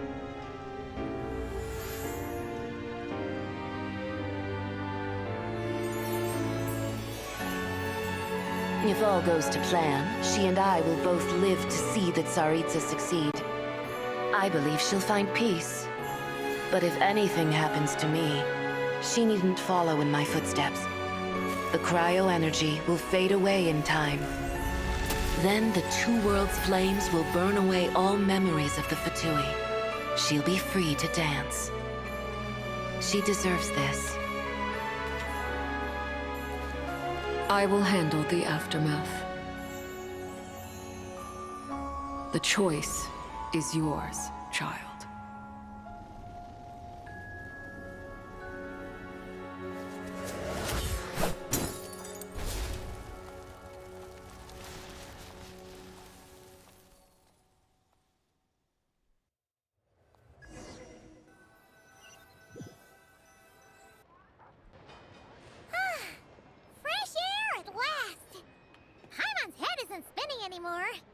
power's all gone. Paimon's finally free to fly again. Oh, it's nice to finally know where Paimon came from, too. It did make Paimon a little nervous at first, but it's such a relief now. Like, who cares if Paimon's a creation of Celestia? She's probably not anyone that important. Probably just the fairy of food and fun or something. And like you said, this doesn't have to change anything between us. You're not gonna just... Hey! Hurry up! Why are you walking so slowly? You've spent the last few days lying in bed and stuffing your face. I didn't think you'd be able to fly this fast. Says who? Paimon's as agile as ever. They don't call her White Floaty for nothing. Paimon originally wanted to check out the bookstores in Snezhnaya, but she's more in the mood for flying around right now, so let's save that for later. Wait, they've got light novels from Yai Publishing House here too. Huh? And this is Paimon's favorite mystery story from Fontaine! Wow! It got a sequel! The local Snezhnaya books look pretty interesting too, but also kinda heavy. Not the easiest things to look around. I'll take them. I thought you were in the mood for flying around. Paimon can read while she flies. Hey! Look at these two domes! Which do you like better? Oh, the one that looks like a duck. All right, boss, we'll take both. Paimon will have the other one. Oh, I thought we were only getting one. All right, fine, I'll pay. There you are. Thanks for visiting. Paimon will grab this and then... Huh? It's a nesting doll. Huh?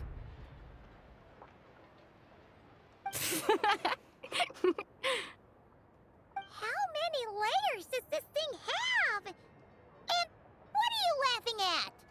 Huh. You knew all along, didn't you? A whole bunch of people are gathered over by the plaza. Hey, look! That looks like Tartaglia! Hey, Tartaglia! Oh, I get to see you after all. Ah! I know that voice. Of course. If it isn't Paimon and my old comrade. You're looking well, Paimon. All better? Yeah! The jester knew I was wrong and fixed Paimon right up!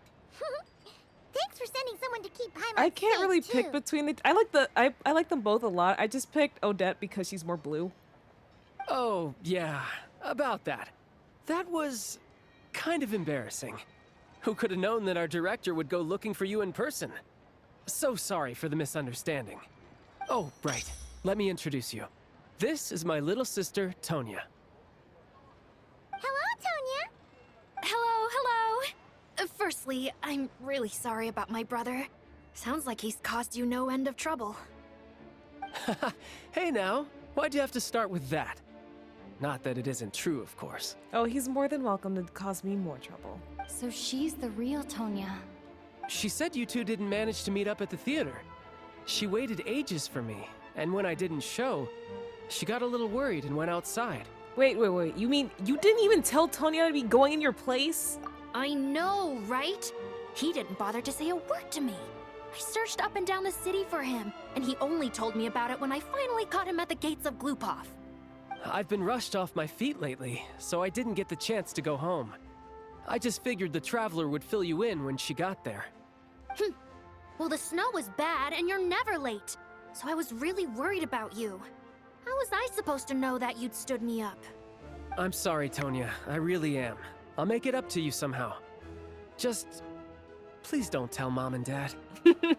Although the mix-up led to a series of misunderstandings, it's probably for the best that the real Tonya didn't get caught up in that mess.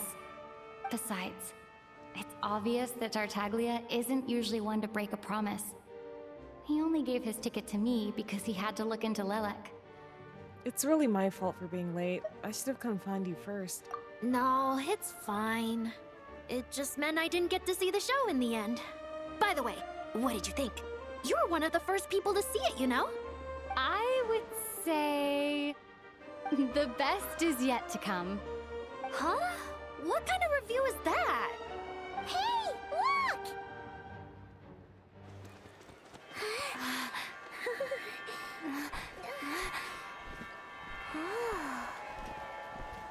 Oh shit.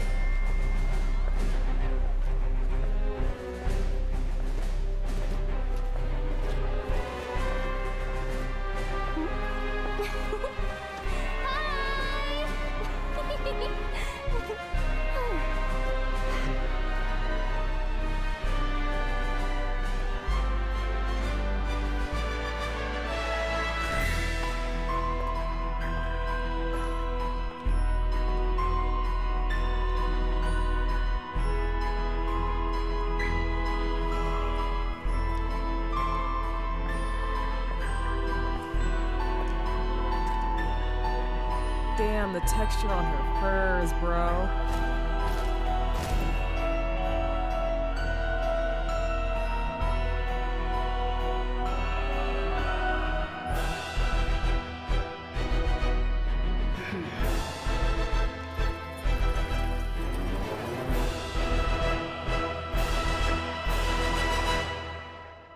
Well, shit.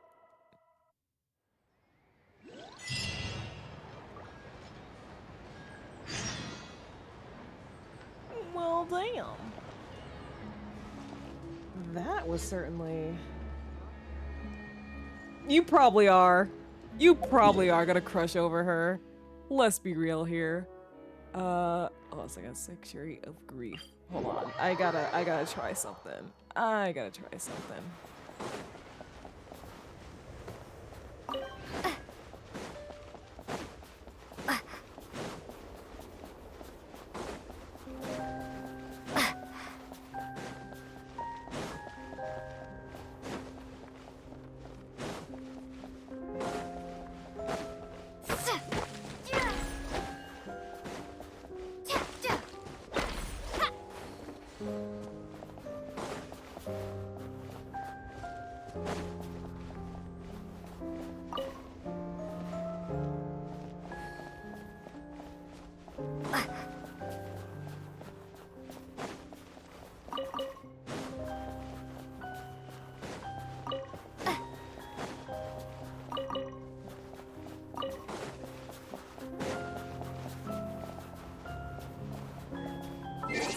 Okay, I just need...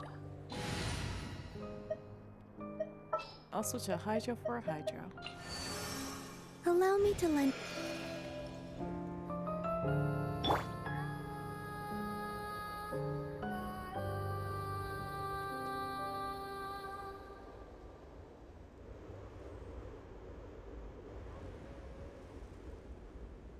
Wait, don't stop as soon as I break it out.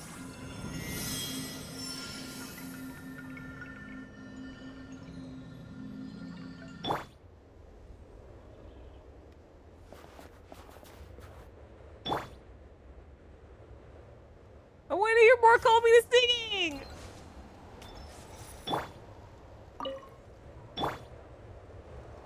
If you bring Columbina here to Senor's grave, she'll sing the song. Hold on a second, maybe I have to leave and come back? Maybe it'll start over?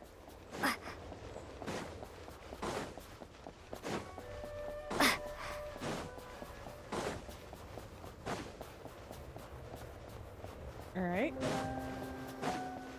No, no vocals, right?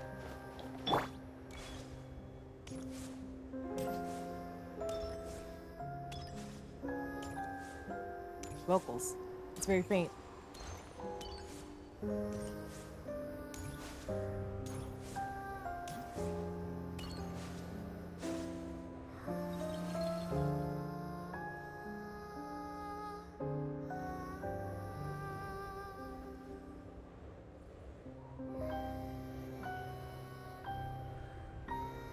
Because there is a video that shows like the Harbingers meeting up for Rosalind's Would you like to go funeral. moon gazing?